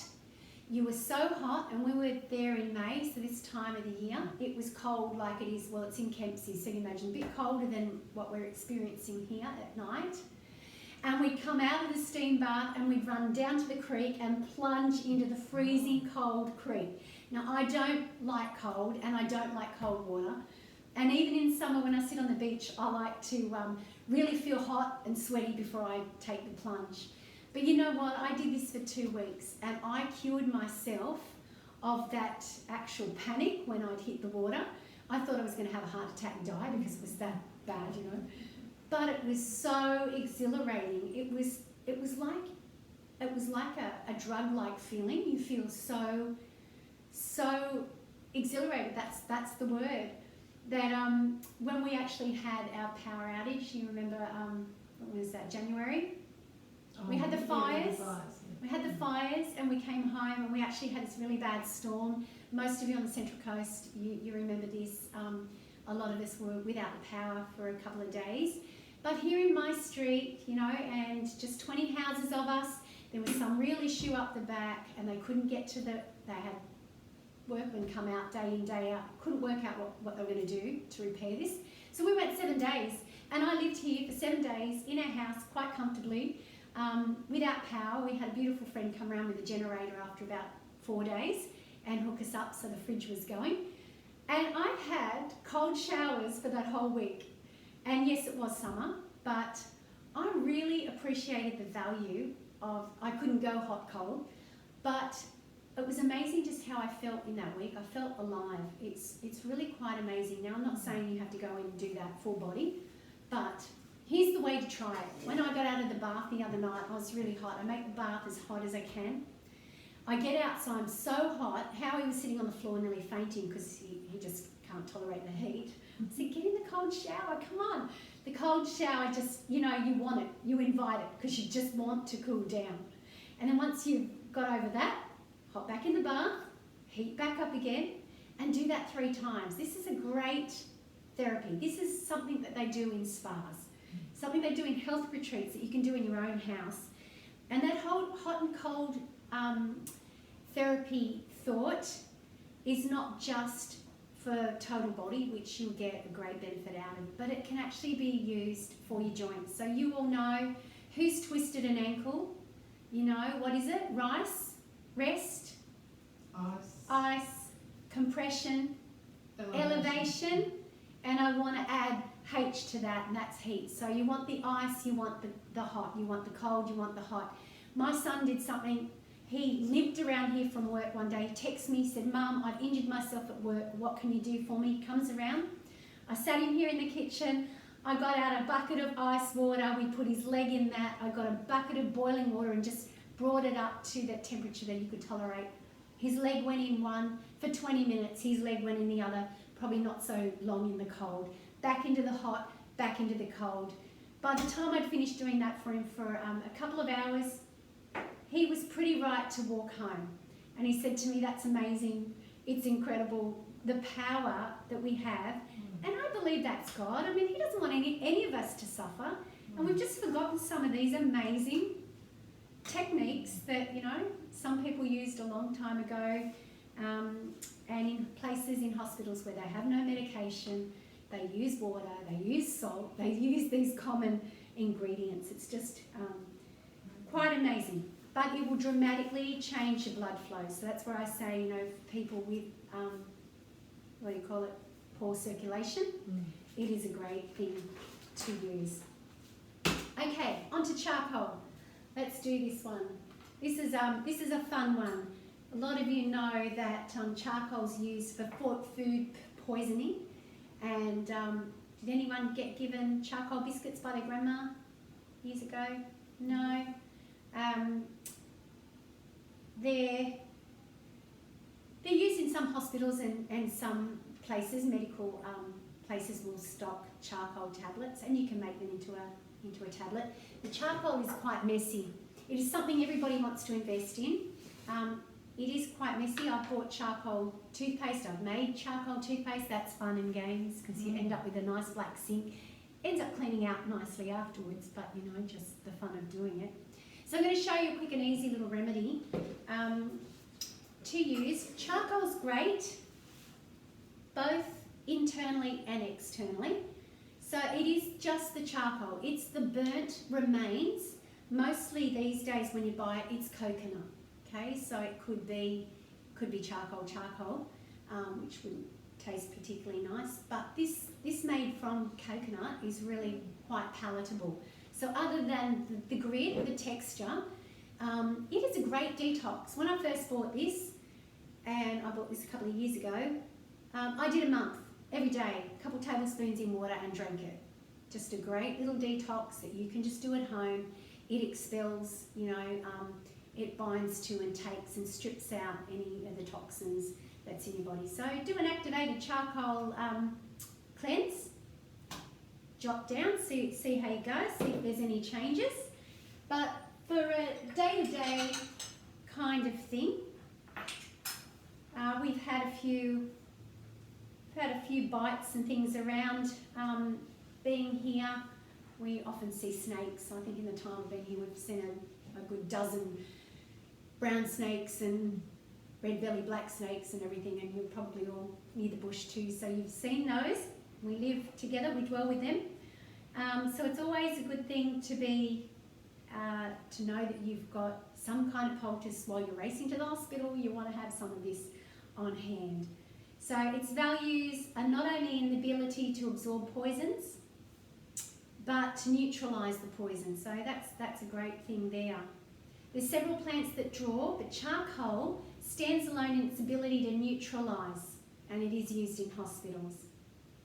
It's got a natural antiseptic due to this absorbing power, and it has the ability to quite dramatically reduce inflammation due in part to its absorbing and neutralising properties. So internally, great for upset stomachs. So this is something that you just can't understand. You're feeling gassy, you're feeling bloated, something hasn't agreed with you. Charcoal. Mix up a little mouthful and drink it straight down. Heartburn, indigestion, diarrhea, poisoning. It's excellent to be taken internally. So it is food grade safe, and if you read anything contrary, you flick it onto me. I'm telling you, it's only because it's so inexpensive and natural that's why I think the pharmaceutical company doesn't like, you know, big pharma can't patent this kind of thing. They can't turn it into, you know, so they don't like it. Take 1 to 2 teaspoons in half a glass. Warm water will help dissolve it if you want to pop it in that and drink it down. Externally, so we can make a poultice, and that's what I'm going to do right now. This is something very simple and easy. Now, obviously, it can get quite messy and it can be quite stainy, so I wouldn't recommend that you do it on a porous surface. So I'm going to do 2 tablespoons, and what you want to use is 1 part charcoal to 2 parts water. So I'm going to use 4 tablespoons of water, and I'm going to add it to that.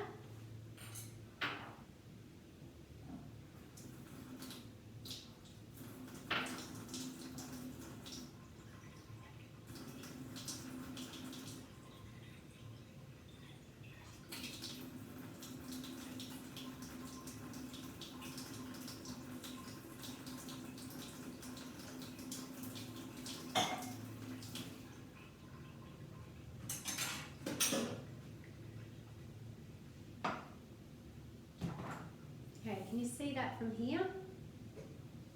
All good? So this can be quite messy. Starting to get a bit of a sizzle. Not quite like you get with, you know, bicarb and hydrogen peroxide, but it's getting a bit of a sizzle. Now that's quite liquidy. and you could make it into a paste just with water and charcoal itself, but you wouldn't want to use that much water. But what I like to do is turn it into a bit of a gel, and this way it's more you can use it. It's more manageable. It's more what's that word? Yeah, you know what I mean. That word. So, just by adding probably a tablespoon and a half of psyllium husks. Now, psyllium, as we know, a lot of people use that. That's quite often just a high fibre supplement. Some people like to put into their smoothies if they're not eating enough fibre, which I feel that if you're on a good plant-based kind of diet, you shouldn't need any psyllium husks. But if you do from time to time, it might just be an odd thing. Just helps with regularity. But you do need to drink water with it. Now, I use my psyllium husks often as a great aid in my low carb buns. I make a lot of rolls with almond flour, and I find that's one of the best ways to use it. So it's just really about making it to a bit of a paste that's a good texture here. Now, if I didn't have psyllium husks, I could use slippery elm, but slippery elm costs more money, so I don't usually like to use slippery elm if it's only going to be as a topical. I'd rather use psyllium. If it's going to be for internal, now you can eat this will turn into a jelly. So you imagine if you do have some gut issue and you don't want to drink your charcoal down, but like I said, you could buy charcoal tablets which cost you. You can make this into a jelly, just cut a little strip and eat it. Just because of the, what's that word, when it takes up the liquid and something like that. It does draw in the liquid, so it ends up into this quite a good little paste. So let me get some Glad wrap. So you just need a bit of cling wrap, and this is where I like to use good cling wrap because then you know you haven't got any extra nasty toxins going into your body. Probably a little bit small, but let's see how we go. So we're just going to blob this on here. Now I could make it a little bit thinner if I wanted, but I don't want to waste too much time on this. So you just see it makes for a clean jar.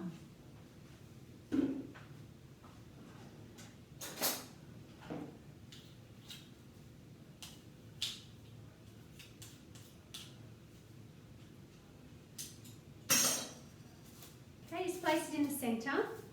Then another piece of Glad wrap on top, and you can see where this is going. We're just going to really roll it out and make it as thin as we can.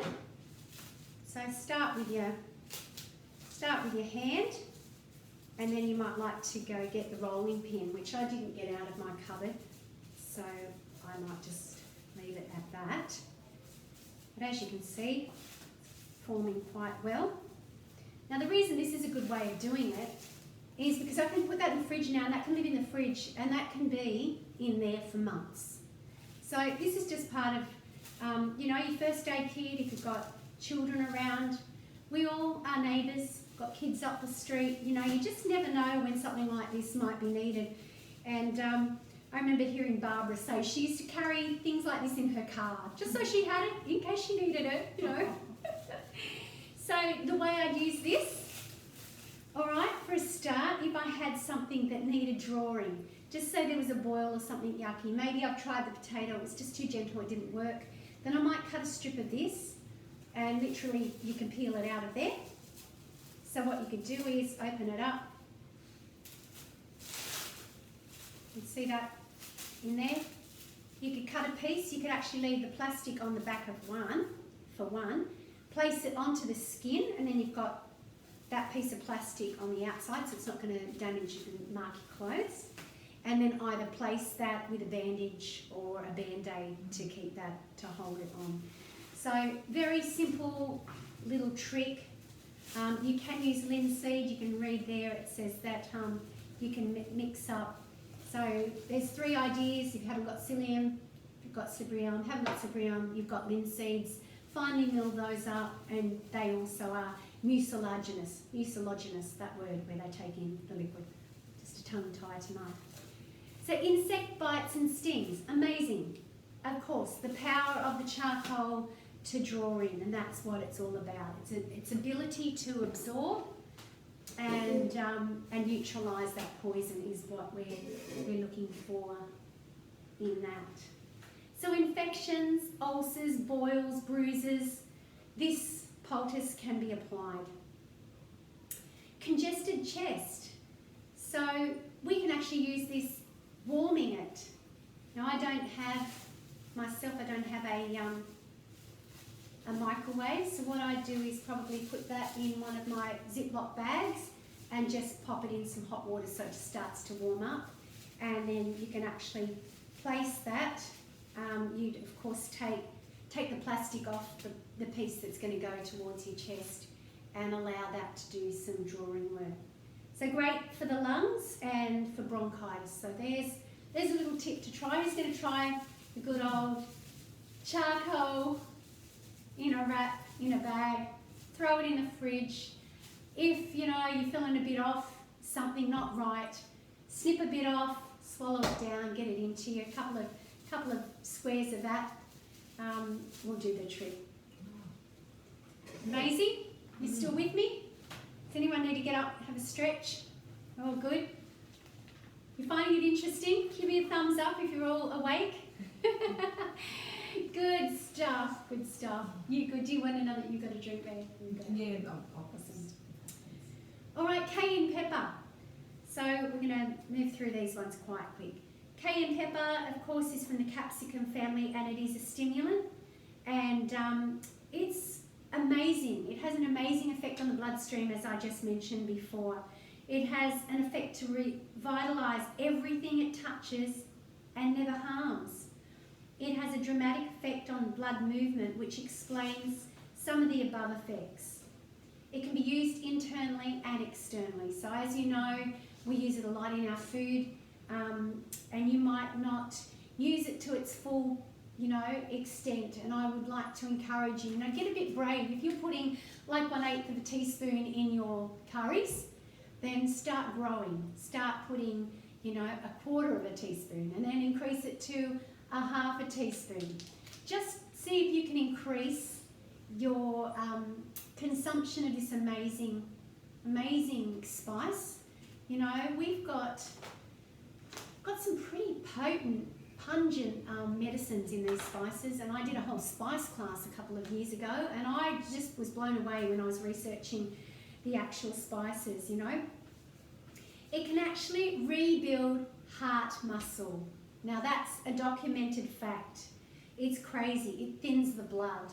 So this is where I've got a relative, and when she got onto this a few years ago, she was putting chili peppers in everything. She was having it dried where she could. She was having it fresh where she could. She started growing it.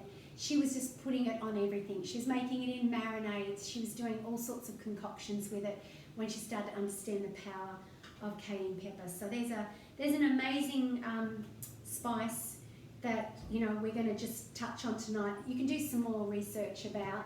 It does, as I said, thins the blood, and it also heals ulcers internally.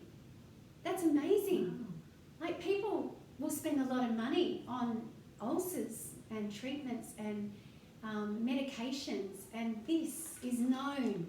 It's been used by Indians and different cultures all around the world. Ayurvedic medicine, they use their spices and use them well. So you can go on to read there how you can take that, particularly I have actually heard when a person thinks that they're having a stroke. I read this years ago, and someone said they tried it and it worked. That if you see a person, which you don't always know that they're going to do that, but if you can grab a teaspoon of that in some water and get it in their mouth, that can do the trick to actually bring to life, to energize, to do it's almost like the defibrillator, isn't it? It goes boom. It's the power of love this spice. So here you go. For chills, heart failure, shock, especially those needing quick action, just even a quarter of a teaspoon of powder can be put directly under the tongue. So that's not even trying to get them to drink of water, it's just straight in. If they're laying on the floor and not well, I don't think they're going to argue with you. You know, maybe we all need to carry a little bit of this around in our handbags, ladies. Cayenne pepper to the rescue.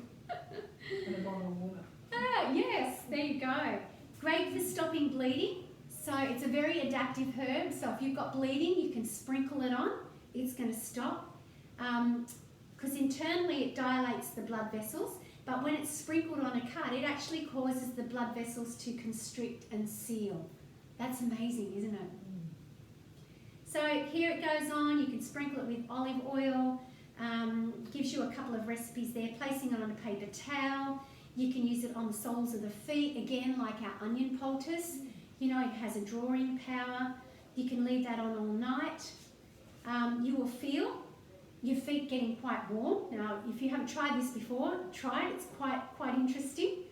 And then all you have to do is wipe it off with a washer. So in the case of severe cold feet, as I said, poor circulation, this is one of the star players. Arthritic joints, these poultices can be applied to painful, swollen areas, and cramped muscles as well. It relaxes the muscles. So look, everything I'm giving you tonight is just, you know, a snip of what it can do. Do some research, add to your notes here, see what you can find on the internet. Of course, you can't believe everything that you read, but if you go to the right sources, Dr. Axe has got a great one, Dr. McCall has got a great website. There's quite a few out there that you can find some incredible information and just add to your learning. Because this is the thing, you know, if you can spend 20 minutes, a half an hour a day just researching your health, you know you're going to be better off, because we become doctors of our own, you know, our own destiny and our health. And we don't need to rely. I put up in this event saying that, you know, I've been married for 33 years. I've had children for 32 years, and I now have grandbabies. I nursed one of my grandbabies a couple of years ago. She had colic. She was in a bad way. She was listless. And I didn't want to ring her mum. Her mum was having a break, and I didn't want to ring her mum and go dropping her back off. And I thought, no, I've been a mother before. I can handle this. It's just amazing with some, you know, to reduce the fever and things that we did for her. And I just got out my book, got out my essential oil book, and I was using everything that I knew, that within a 12-hour period, she was just back to normal. We'd moved through it. We didn't need antibiotics. We didn't need a trip to the emergency ward. You know, it's just fulfilling knowing that I could do it myself, you know, and not waste time. And it often stresses them out all the more, doesn't it, when you go? It stresses you out more when you're sitting in an emergency ward. All right, here we go, castor oil packs. Oh my goodness, castor oil compress. Really don't use this old-fashioned healing modality anymore, but hand up if you used to get stuck a castor oil spoon in your mouth, going back in the days. My grandmother used to do it, not that she used to do it to me, but yeah, internally. And you know, you can read a lot today, and they're really discouraging having it that way, unless you know what kind of oil that you have. I'll show you the brand that I get. This is the one that I've got. And you can buy that on iHerb and get it in most good health stores. So it's Heritage Store, and this is cold pressed, that's what you want, and hexane free. So always look for those two things when you get any oils. So the castor oil is made from the castor bean. So it's not something that you see growing in your backyard very often, but it is amazing.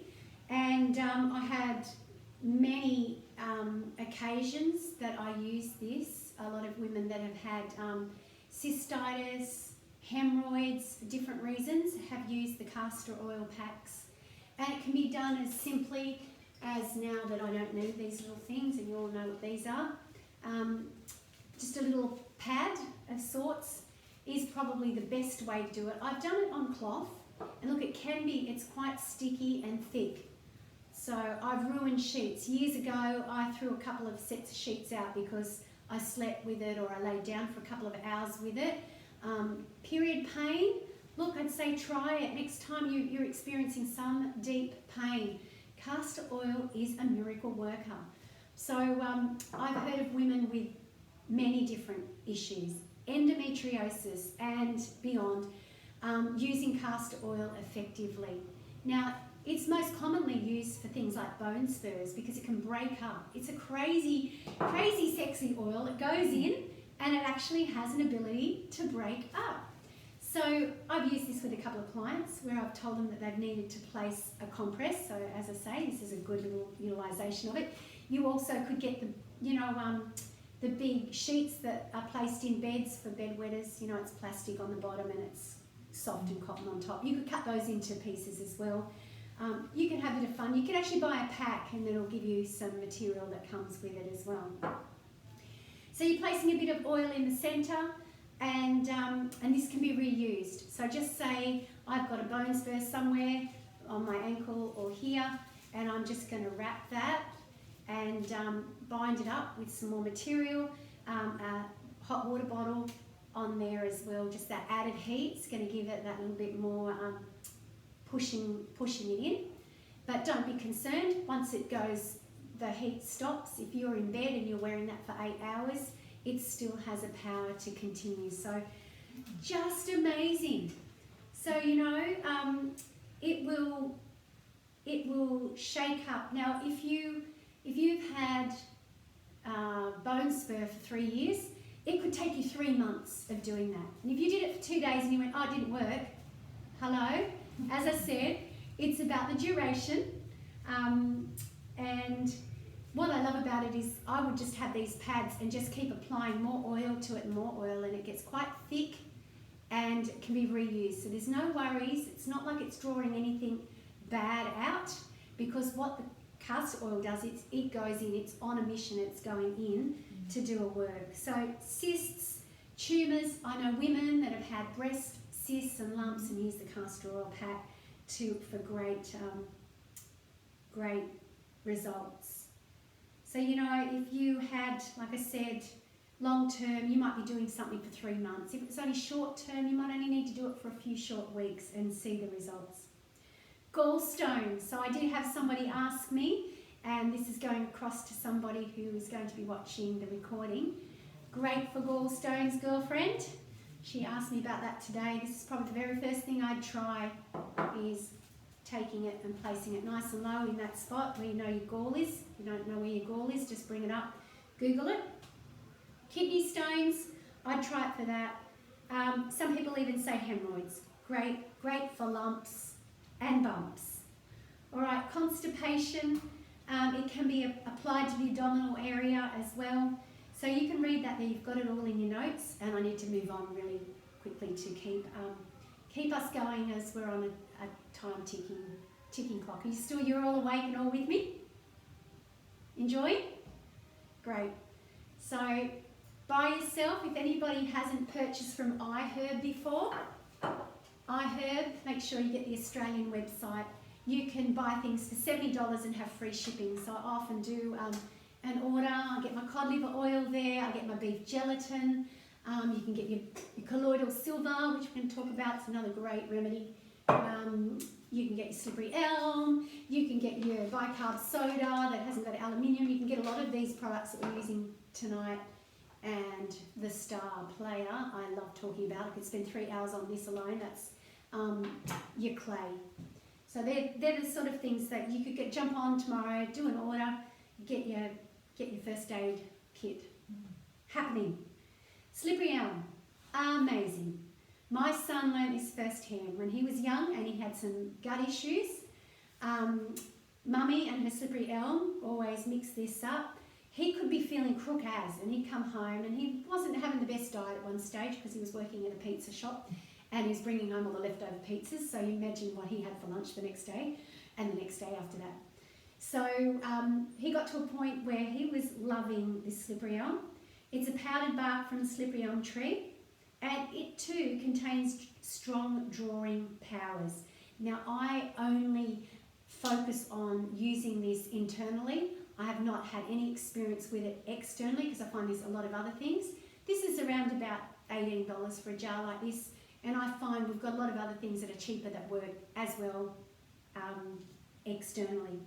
So you can use this, you can mix this, as I said, you could put it with your charcoal, make it for bee stings or a wasp sting, whatever, that could work well.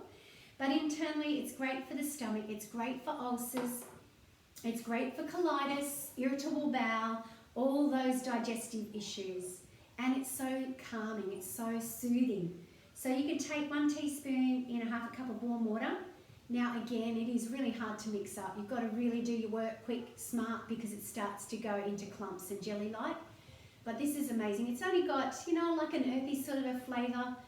It's not ugly, but if you do have problems with it, you can encapsulate it. So if you want to buy a bottle of enteric capsules, you can fill those, painstakingly sit there, or you can buy one of those pill.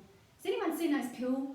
You put all your capsules and then you throw the powder on top and you shake it and it all goes down and in. Oh, wow. Tell you what, if you see one, or you see one on eBay, buy it for me, I'll give you the money. I want one of those things. I think they'll be amazing. So, great to, yeah, if you can't ingest it, stand the taste, just put it in something, even in a bit of orange juice so it mixes up quite quick and easy for kids. Great for colic, no, great for babies. So even for a 3-month-old, you've got a recipe there how to make it. Just a very clever remedy that's underutilised and so powerful for settling. You know, if I've had anyone with feeling a bit off and they may think that they've got, you know, the some kind of poisoning, if I didn't have my charcoal, that would be the second thing I'd go to. So great for inflamed areas and used with equal parts of the charcoal as well. For boils, look, it's great for a scalp cleanser. So there you go. I couldn't imagine that, but it does say here that you can use enough to make a soft jelly, and with some rosemary oil, you can make a great tonic for you, for your scalp. All right, I'm not going to talk about comfrey much. I do have comfrey, and that's something that I bought a long time ago, shared with a friend, and we went halves. It's an oil that's known as knit bone. You can read about it there. It's quite amazing for inflammation. It's very anti-inflammatory, so it's great. You know, it's a natural lubricant, and because it's the name of its nickname, knit bone, is because it can actually help heal broken bones. So I actually told a friend that I knew had broken bone. I used it when I broke my wrist. Once I came out of the plaster, of course, to continue on my healing for the several weeks later, that I just wore a simple band. And I'm amazed. I did a pretty bad break, and I never get any pain in that wrist whatsoever. It healed beautifully. So look into comfrey. It is quite clever. Aloe vera, we're just going to rush on because we're going to finish this page and we're going to then flick through some of these other ones here. What we don't get through tonight, of course, as I said to you, I just wanted to give you everything I could possibly download in this time, and I might have been a little bit, you know, what's that word, just thinking that I was going to do that. So you can read. Ambitious, thank you. I think I'm really suffering from a long day of staring in front of the computer, writing out notes, a few distractions. Thank you for thinking for me. So, aloe vera, what can I say? Who has experienced the power of aloe vera? Give me a wave, thumbs up. It's just an amazing, amazing herb, right? So I picked some this morning and I've just put it in some water before we started our class. If you've got that growing, mine's quite thin and I've got a thicker one out the front, which I didn't want to pick because it's been attacked and you've just got to give them a little bit of a break. So I went out to my back one, which is huge, but it's all skinnier. So what you actually want to do is just put it in a bit of water, and the an hour soak it. What comes out is the yellow component that you don't want to ingest. It's latex, so you actually want to get rid of that. Can you see the colour of that water? Now, some people use that. I've never gone there, but you can do that. And then I just love to use it in a tea. So my favourite way for aloe vera, two favourite ways, is just cutting a chunk, skin and all, or if it's nice and fat, I will just take the spine off it. You can peel it, and it's quite easy using the joints to scrape it out. You can just use it like a gel externally, and then of course you can put that, if you needed to, into a smoothie just to give yourself a nice little hit. I might mix that.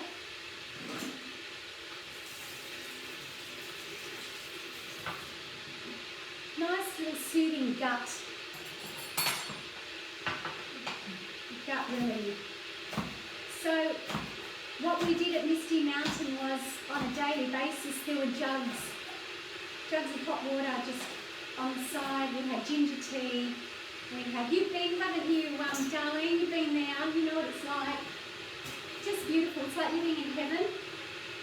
I'm actually, I see the posts all the time, and I want to go back. But more than that, I would just love to take people away. I'm thinking in the next year or so of calling my next part of my business Come Away With Me, and I'd like to sort of take people to a place where we could have a retreat, just 4 or 5 ladies, where I cook for them, where I do some healing things, this kind of thing, teach them, educate them, and have a retreat away from their home where I can do the looking after. Does that sound nice? Would you come? I might have to take you as my guinea pigs to begin with.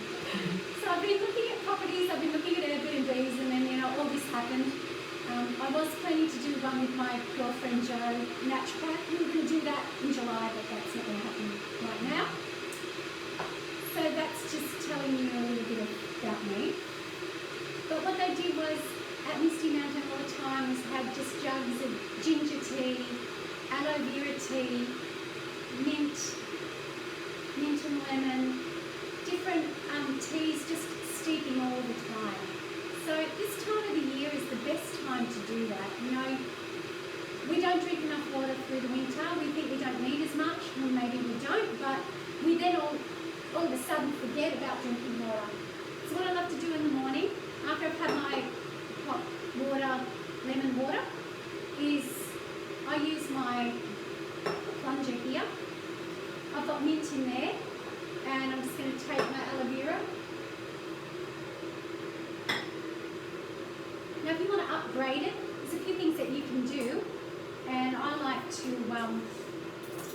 use everything. So as I said, I don't want you to throw anything out that's of value. And as I mentioned to you before, Vivian's ginger plant right here. So leaves. Who's used the leaves of the ginger? You didn't know you could use it, did you? No. So you can slice that finely. That can go in a stir fry for one. It's just got a mild flavour of the ginger. So it can just go through like you would with bok choy or anything of that. It can be sliced up. You can do that also with your beetroot tops, celery tops. They don't have to be thrown out. They can be used. But it's also great for a tea. So as an infusion, you can dry that. If you want to stick that in a paper bag, as I said, that will give you, a dried form. You can chop that up. Or if you've just got an abundance of it, which I have at the moment, just go out and get a couple of leaves. The greens house so many antioxidants. There's so much more to it. Now they're a little bit harder to chomp and chew, so I would really finely slice this if I was going to put this through and cook it. And look, then once you saute it, you can throw it with your onions. It starts to wilt. It's a great way. So I'm just going to pop that in there as well. Just gives it a little bit of added flavour. And I'm going to pop some hot water on top of that.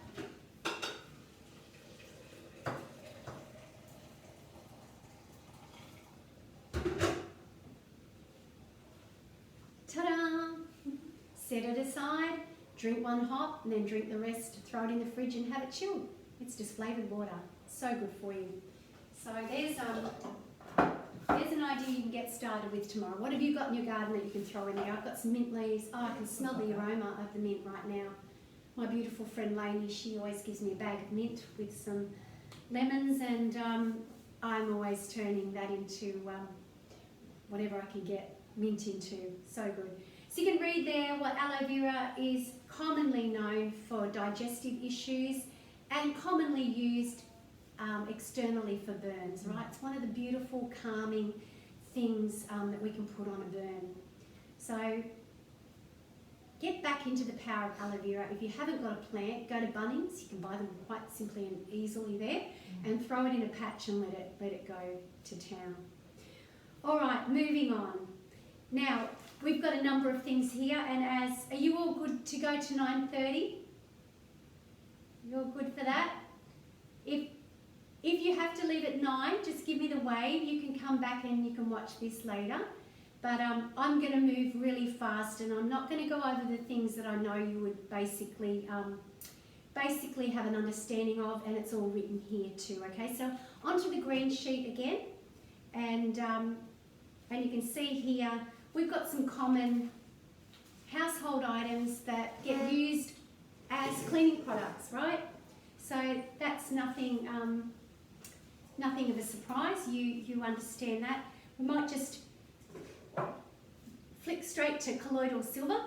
So this is a great antibacterial, antimicrobial, antifungal mix. Can be done externally, and of course it can be drunk and taken internally as well. So you'll read a lot of things. People go, oh, you turn green if you have. There's a lot of hoo-ha. And no, it's not something you have daily for the rest of the year. No, it's something that you use just on those occasions when you're feeling a bit off. We call it, it's like a natural antibiotic. So it really does, it cleans. It's amazing for wounds. It's really, it's not a painful one to apply topically either. You know, some things like hydrogen peroxide gives a bit of a sizzle and sometimes a little bit, bit unpleasant. This is just quite nice, and I use it on my dogs, my pets, a lot when they've got scrapes, cuts, and other issues. Colloidal silver is amazing. I wouldn't be without that, and I have a girlfriend that actually has the silver thing. She makes it, so she asked me to give her my filtered ionised alkaline water. She takes that and she turns it into silver and gives it to me, and then when I'm waiting for her to give me another batch, I've got to go out and buy a bottle. But it's pretty inexpensive. So moving on to hydrogen peroxide, I don't think I need to say a lot about that, but just that is just, this is a star. You know when toilet roll was out of stock? Hydrogen peroxide should have been out of stock. Do you know, if you go and research, you Google right now, the CDC say that hydrogen peroxide, full strength, will kill coronavirus. So this is amazing stuff. Now, of course, you've got to let it work its wonder. You can't just expect a quick spray and wipe. So what I do, always buy it in a brown bottle. Now I've got this, you can get it from Priceline, you can get it from Woolies, Coles, most places do sell it.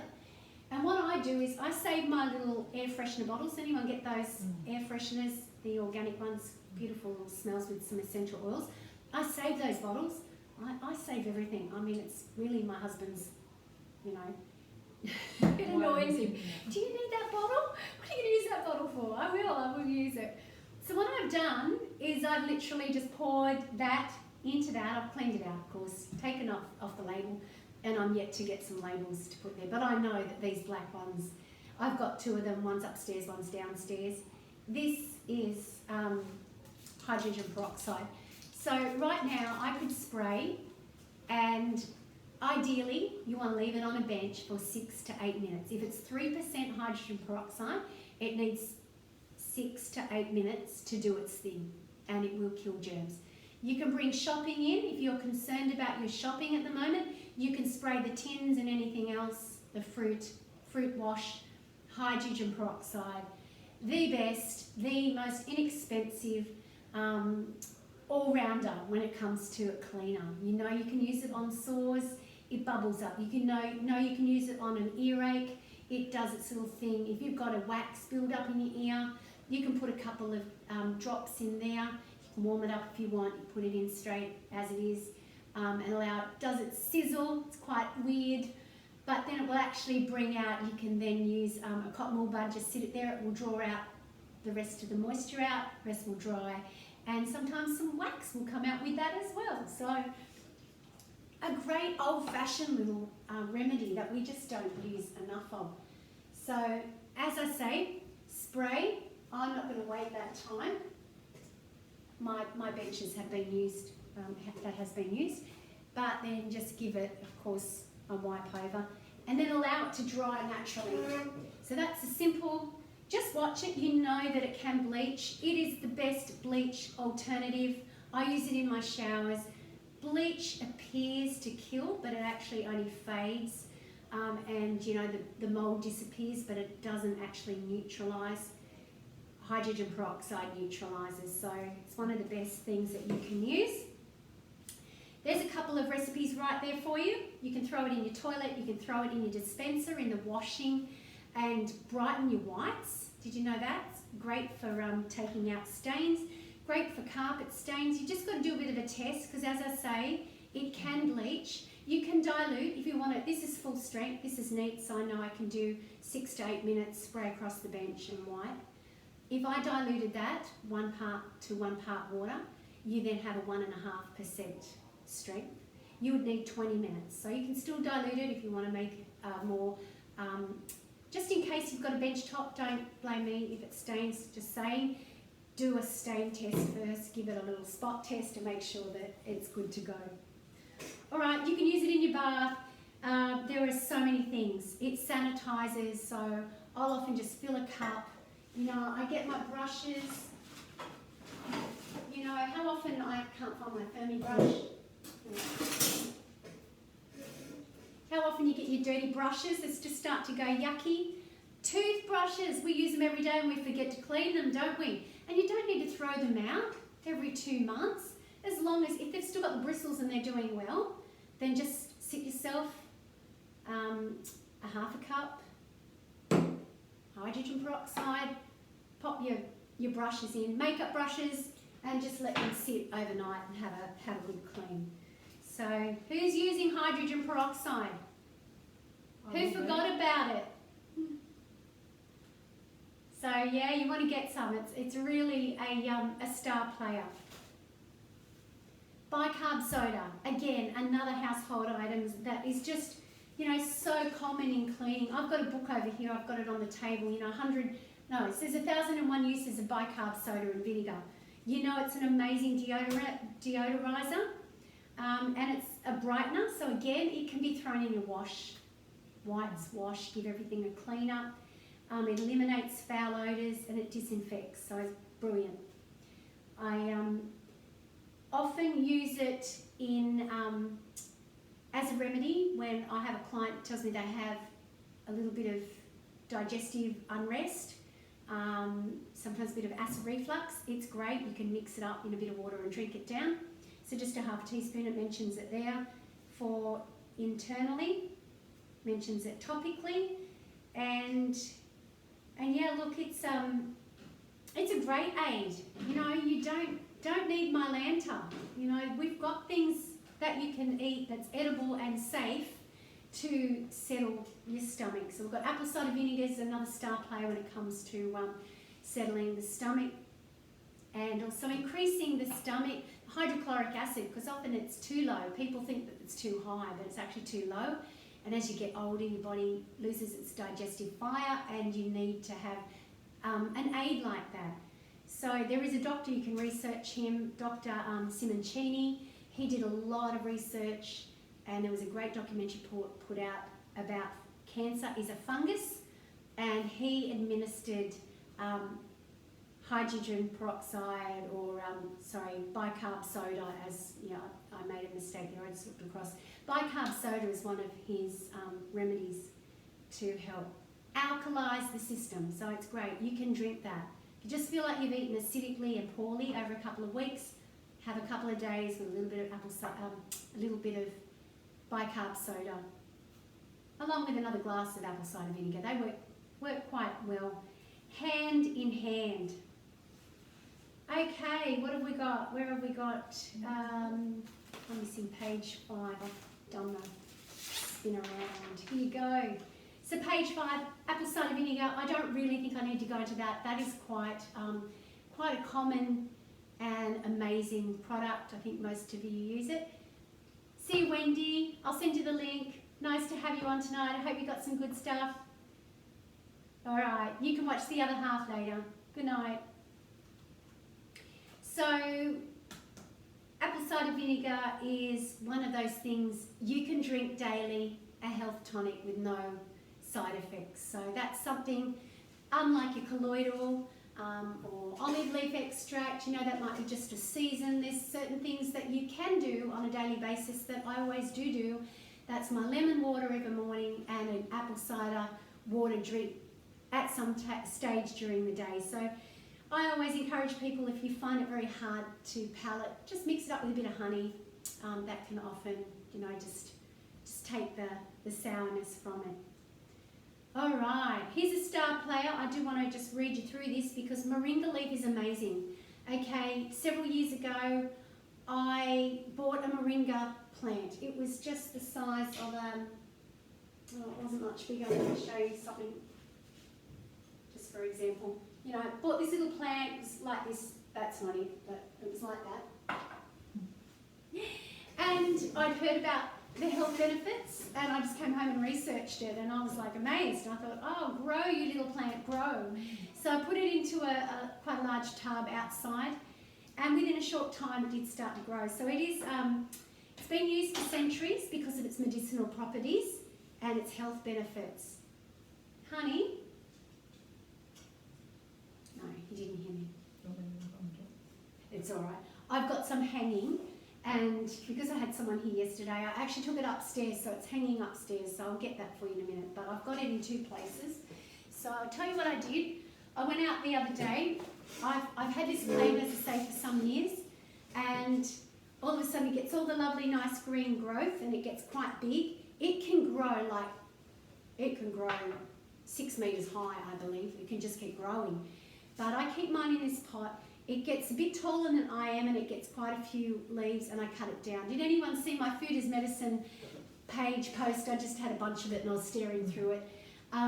It's just got a little leaf, little round leaf, and I've often chopped it, and I've dried it, and I've powdered it, and I eat it, and then I've got to wait for it to grow again. So in between times, you know me, if anyone's been to me for a health coach or my workshops, I usually encourage taking a daily green powder, and this is one that I often come back to. It's just accessible at Coles and quite affordable.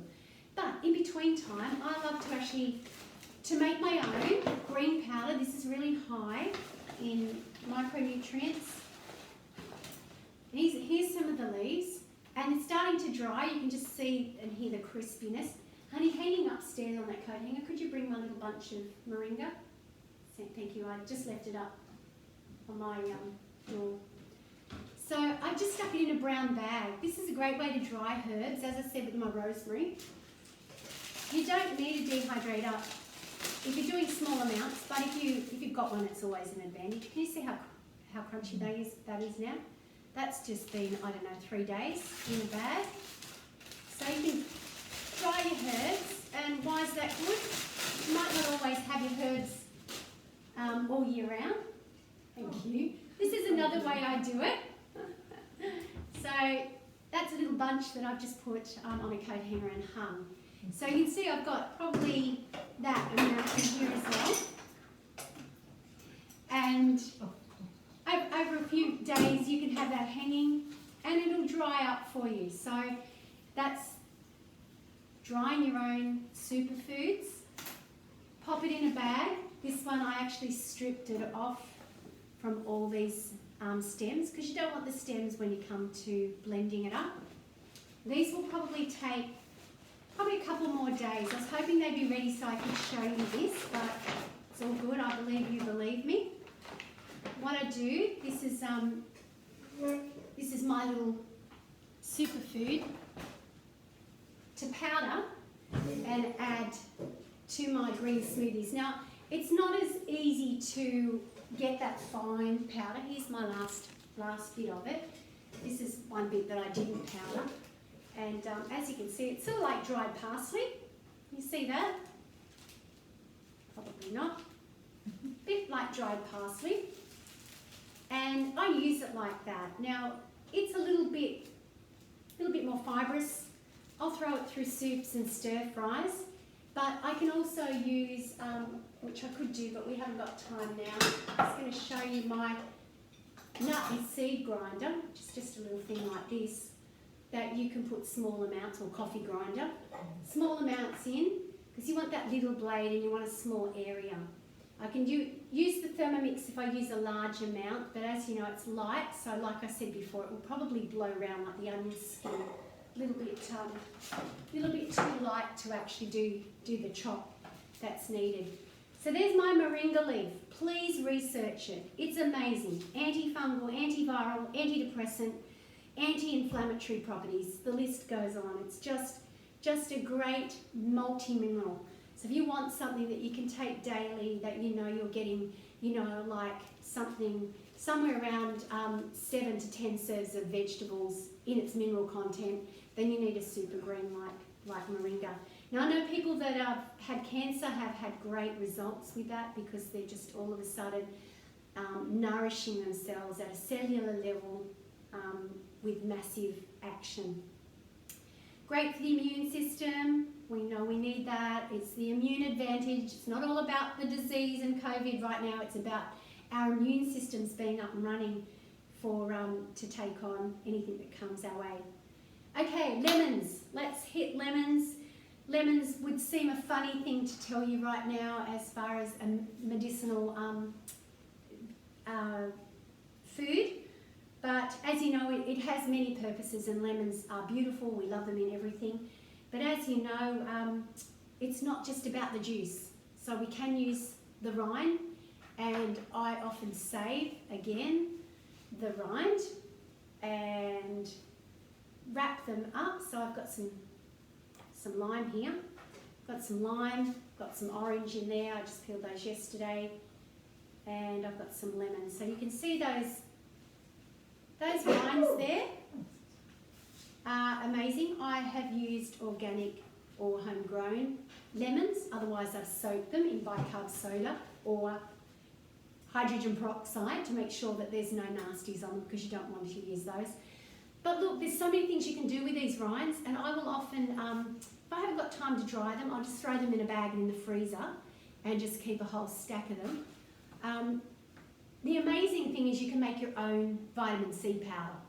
Now, this is not going to resemble the vitamin C powder you buy in the store, but most vitamin C powders are just high fructose corn syrup, which you don't want in your body, and not with bioflavonoids. So most of the whole food vitamin C powders are made with like rose hips and berries and citrus. So you can actually dry this out. You could put it in the oven if you wanted to do a quick 20-minute low, dry, slow, dry it right out. You can wrap it in paper towels like I do, and I just leave it for a couple of days on the bench. It dries out that way.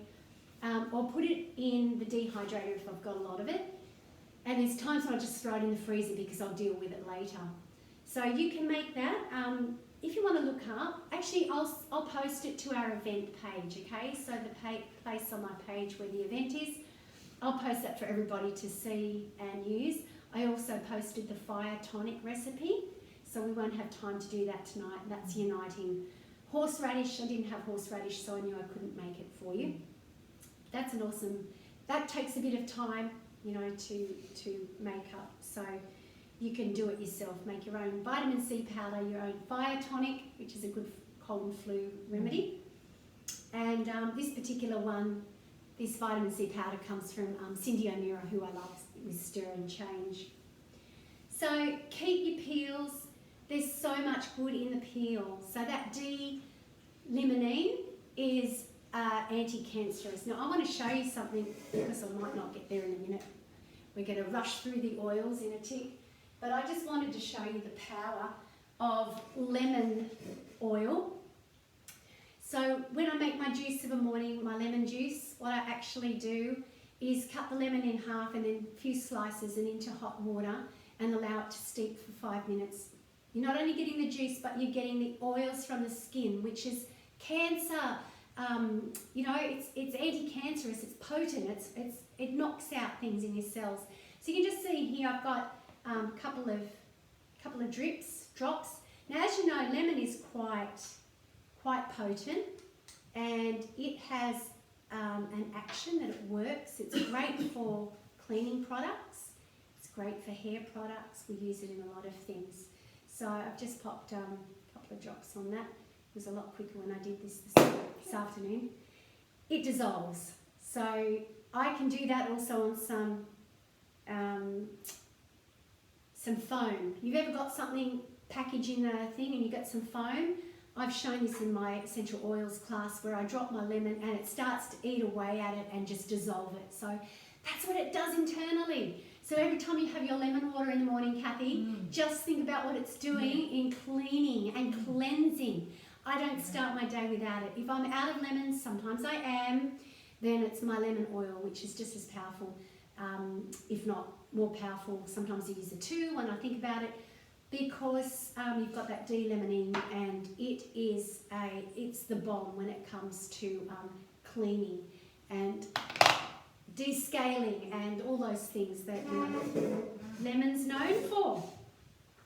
So use your peels. There's some great recipes. I love my lemon pepper recipe in my Thermomix. I put pepper, I put all these dried peels in and zip them up in with peppercorns and make up some yummy things there.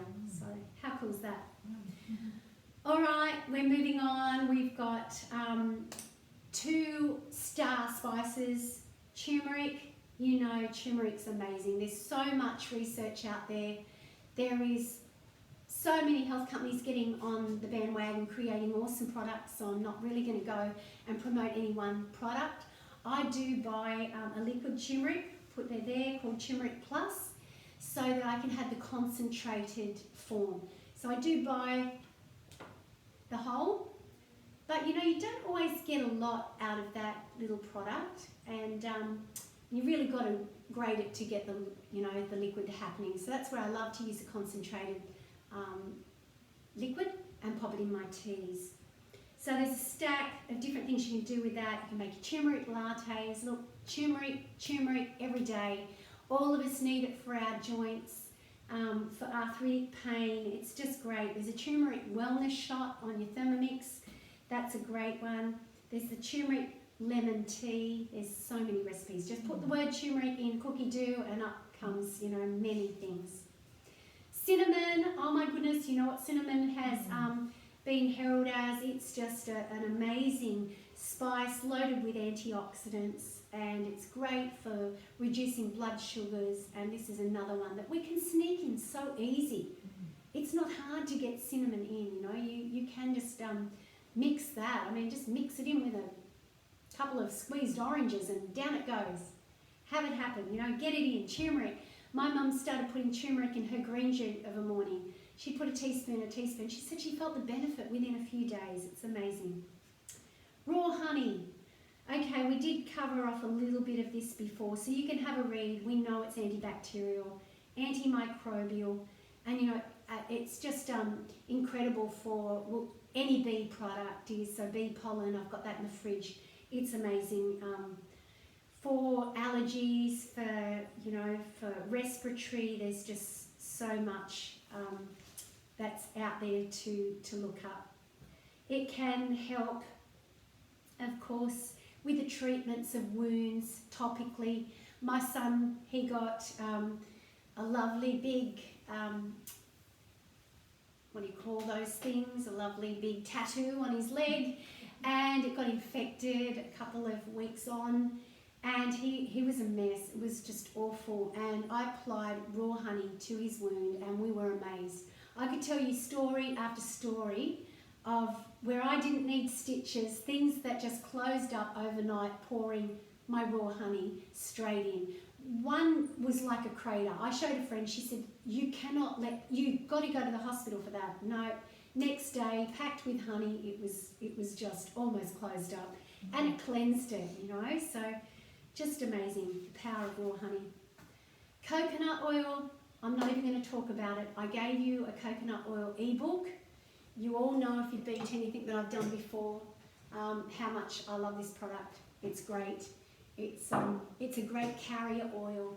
I mix it with different things to make different things. So not only making chocolate, edible things, body butter, yes, making chocolate body butter.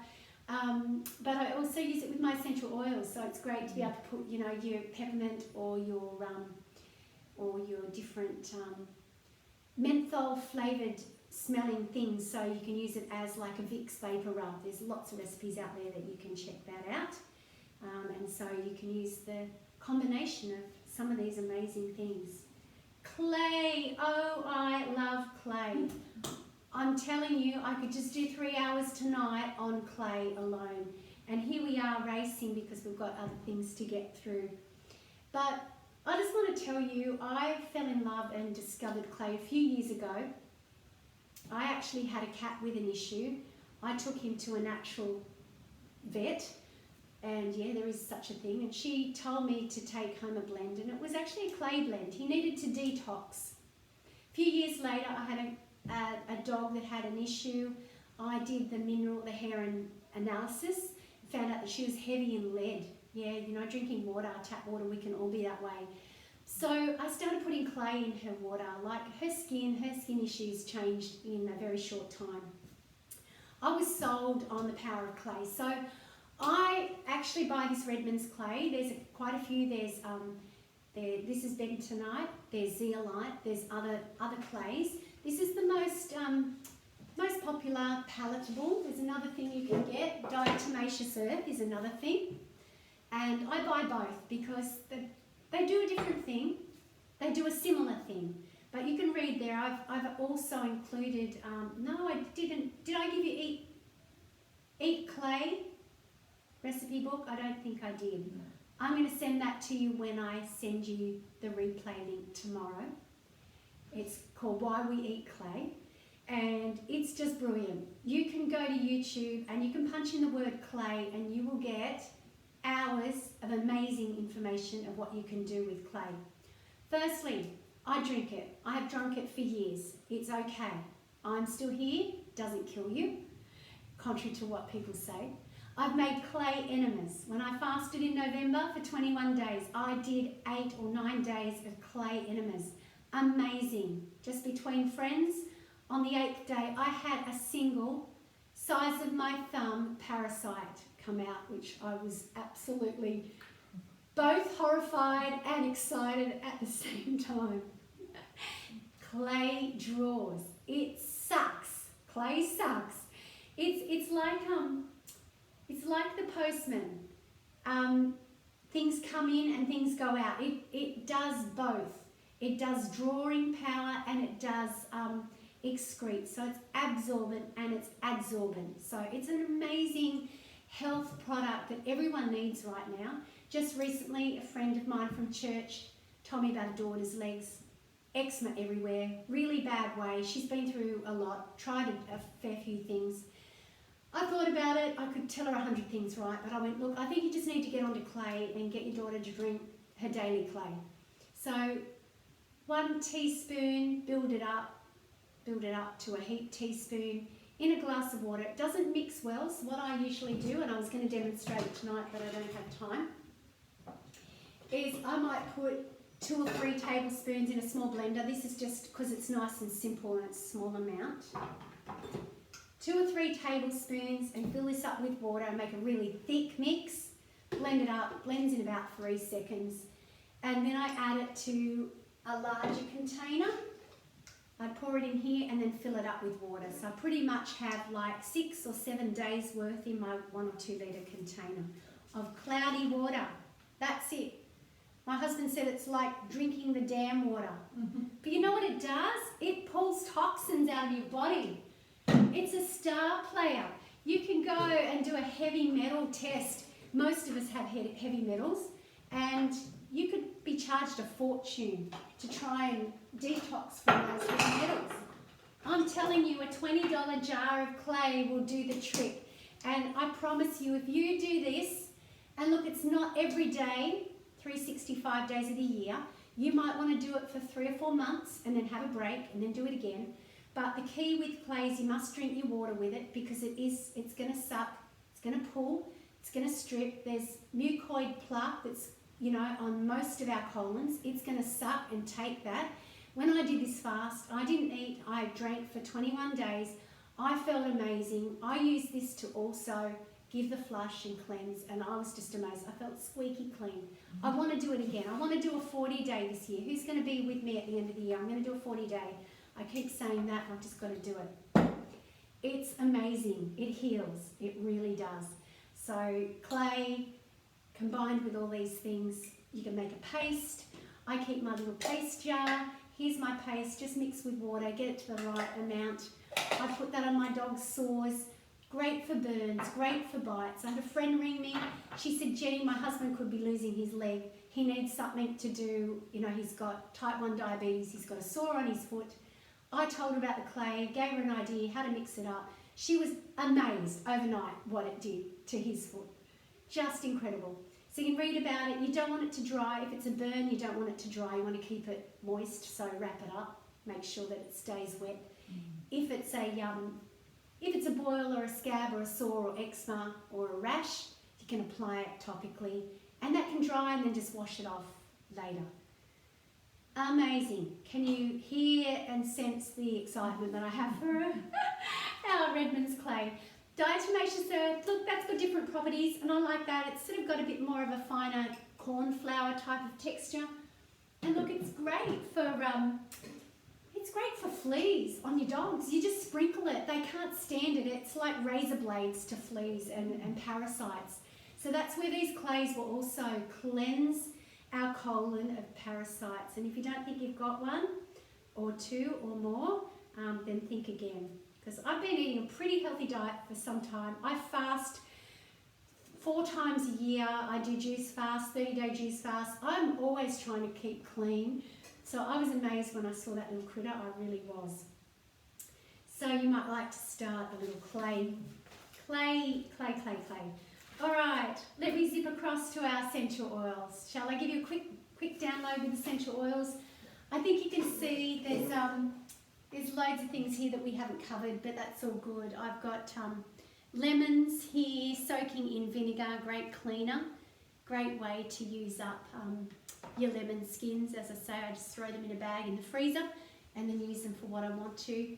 You can actually use them to ferment them, so you could put them in a salt brine and ferment your lemons to keep them longer and, of course, increase the enzymatic activity. Excuse me, talking too fast. All right, a couple of oils for you. Now, this is not an oil sell. I appreciate the power of oil. You can go down to the chemist, and I don't care what brand you buy, but I do love my Young Living oils, and the reason being I've had them for 17 years and they have never failed me. They are so potent, they are therapeutic grade, and I wouldn't ingest anything that I haven't done the research. You can probably hear I'm pretty passionate about health, and I've spent hours looking at things, and this is one thing that I really did do quite an in-depth study before I moved on to buying more of them. So you've got a list here. All right, we've got a number of, you know, of course, star players when it comes to medicine cabinet oils, and you can read them there. Tea tree, eucalyptus. They're both powerful cleaners, we know, great for colds, and that's because of their antiseptic, antibacterial, anti-inflammatory components. Great to use in a chest rub, as I say, enter the coconut oil, pop it in there. Great to put in a bit of water and gargle, can do that. There's many and varied reasons to use your tea tree and eucalyptus. Lemon, I think I've just demonstrated the power of lemon. It is just so powerful anti-inflammatory, it disinfects. But you know, just to put it in a diffuser and just have it burning through the day, it can clean the air, but it also boosts your energy. It's amazing how it can just increase your positive mood. I love mixing different ones together, playing around, but sometimes just the basic, plain and simple little oil can have profound effects. Lavender. Goodness me, lavender. What can't lavender do? It was probably one of the most popular and common oil back in the day, and I think we're really seeing a resurgence of this one as well. Resurgence, I should say. Everything from A to Z. Now I started this list, and as you can see, I got to J and I stopped because I ran out of time. But you can literally find everything from A to Z for lavender. Allergies, bites, stings. We were out in the garden the other day. How we got bitten by a wasp. He wanted to push on. I said no, and he wouldn't let me make time. Okay, just give me a minute. Ran in, grabbed my lavender. I think that's next to my bed. There it is. It's upstairs. Grabbed my lavender, threw it all over his neck, and he said within moments the sting went away, the pain was gone, and on he went. So amazing for cuts, cold sores. So not only for external, but it also has a power to work on our emotions. So it's calming. It's great for depression. So people that have children that are hyper, they might use that with vetiver. There's a couple of really good calming type of oils. Fungal infections, grief, hay fever, insomnia, the list goes on. Amazing. Who's got lavender in their cupboard? Yes. It's so important. Keep it in your glove box, in the car. You just never know when you're going to need it. Peppermint. Oh, I love my peppermint oil. I've got it here, peppermint oil. You know, there's times when I'm just feeling heady. How many of you at work are just feeling heady? A couple of just drops on my hands, and just to give myself a few deep breaths is amazing how it peps you up. So I always remember peppermint is the pepper oil. It's great to just give you that lift. A couple of drops on your tongue, it will do the same thing, enter the bloodstream, and also neutralise bad breath. So if you've had those onions, had too many onions, too many garlic. The other day I threw garlic through this thing like no tomorrow, and it was just the next day I was reeking of it. So out came the peppermint oil. Okay, we can move on. Frankincense is a biblical oil, and for a reason. It's known as the king of all oils. It is great. It has the power to put you in a good place of mind. So a lot of people use it when they're meditating. This is why a lot of people will choose that as part of the blends that they choose when they're wanting to just chill out and just you might go to a retreat, you know, often got lavender and frankincense going together.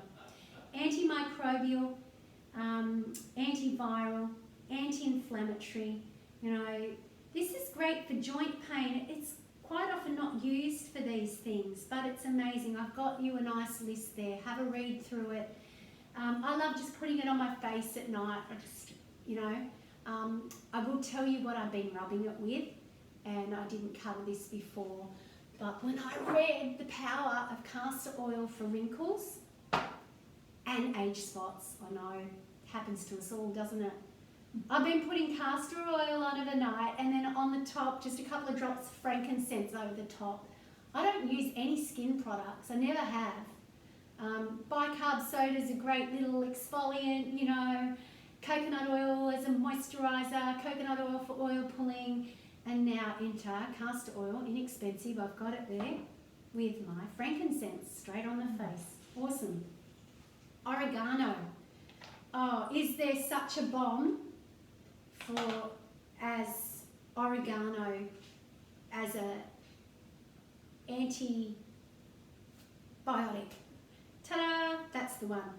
Now you don't want to just have it like that, because most of you would just destroy your tongue. It's really potent.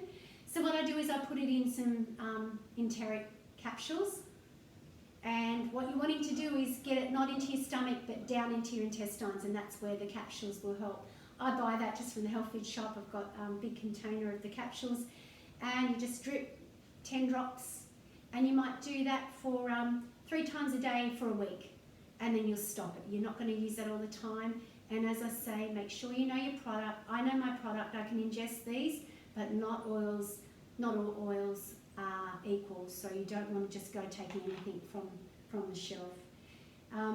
We have one called Thieves in our blends, and this is really powerful because it's a blend of cloves, lemon, cinnamon and rosemary. Now we've got a load of products that we get with the Thieves, and I'm in love with Thieves. That's my first oil I bought 17 years ago.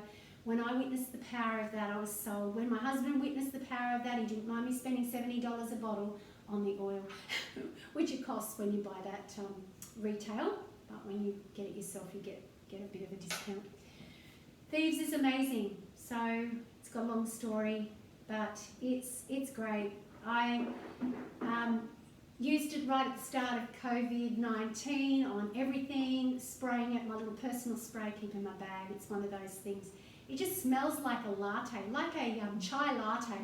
With that cinnamon, it's just amazing. With the cloves, and clove oil's powerful in its own rights, but put together with that, it's just an amazing combination. All right, in finishing off, we've got rosemary. Now, rosemary is another amazing oil. I love this one. This is just, this is again another similar properties to peppermint. It's got similar properties to a lot of things actually, because it is it's got lower antimicrobial properties and lower antifungal than the others, but it still does have that. It's touted as you all love rosemary, right? There's nobody I've met yet that don't enjoy rosemary, rosemary leaves. This is the rosemary oil, and as I call oils, they are God's loving molecules. I mean, to think that all these trees contain these amazing medicinal properties, I just love it for a couple of drops under the tongue, and it's just a pepper. So sometimes I do that with peppermint, sometimes I do it with rosemary, and I find it just gives me, it's not as enjoyable. Peppermint's got that more of a, fresh breath kind of thing. But the rosemary is great for, does do a clean, and it definitely improves your alertness and your concentration. So I find that that's a great one to have at my desk. If I'm spending some time in the office, you might want to take it to work. You've got a big long shift, you have that, ready to go. Now I love too being able to mix them. You can water them down. This one I've got, I forget what's in this, peppermint. Okay, this one, I've got to spray it to know it because the stickies came off it. This is my ant remedy. I get ants all the time. Anyone else get ants? They're pesky little things. I'll go months and I don't see one, and then I go months where I'm trying to combat them. So I spray peppermint oil. They don't like peppermint oil. They don't like lavender. They don't like most oils, but this is also a nice little spritzer, face spritzer. So I keep my little bottles laying around for that. You can also get them in roller blends, so this is where you can make your own, and this is a breathe easy one. So it's got some of the eucalyptus, three blends of eucalyptus. So they're potent, they're incredible. I know that they're more expensive, and not a lot of people can afford to go into that, but I would just encourage you to increase your essential oil collection. Start somewhere, because I've just given you a bit of information here, from sinus to sunburn.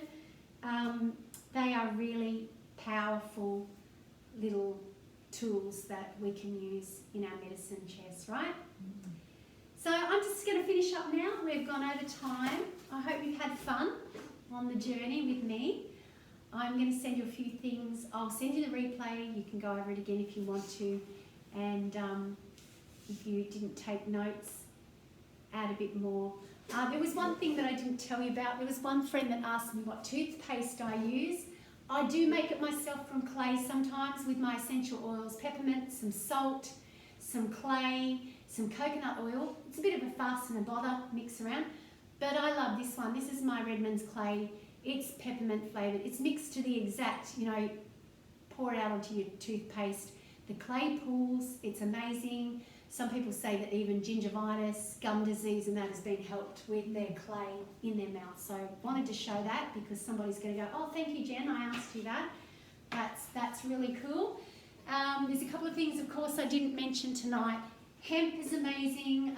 It is just more expensive, and some people just buy the culinary hemp that you can use in oils and things, or you might actually want to go and buy the real deal. I find this little tincture here, this hemp cream healing balm, it's fantastic. It's one that I just put on my hand. If I'm driving somewhere, I've got an ache, keep it in my handbag, I can feel the relief in a very short time. So I didn't mention that. That was just another one that I grabbed and pulled to show you. So thank you for sitting and listening to me for 3 hours. You deserve a medal. I hope you enjoyed it. Now my challenge is, if you can write something on the page, so in the event,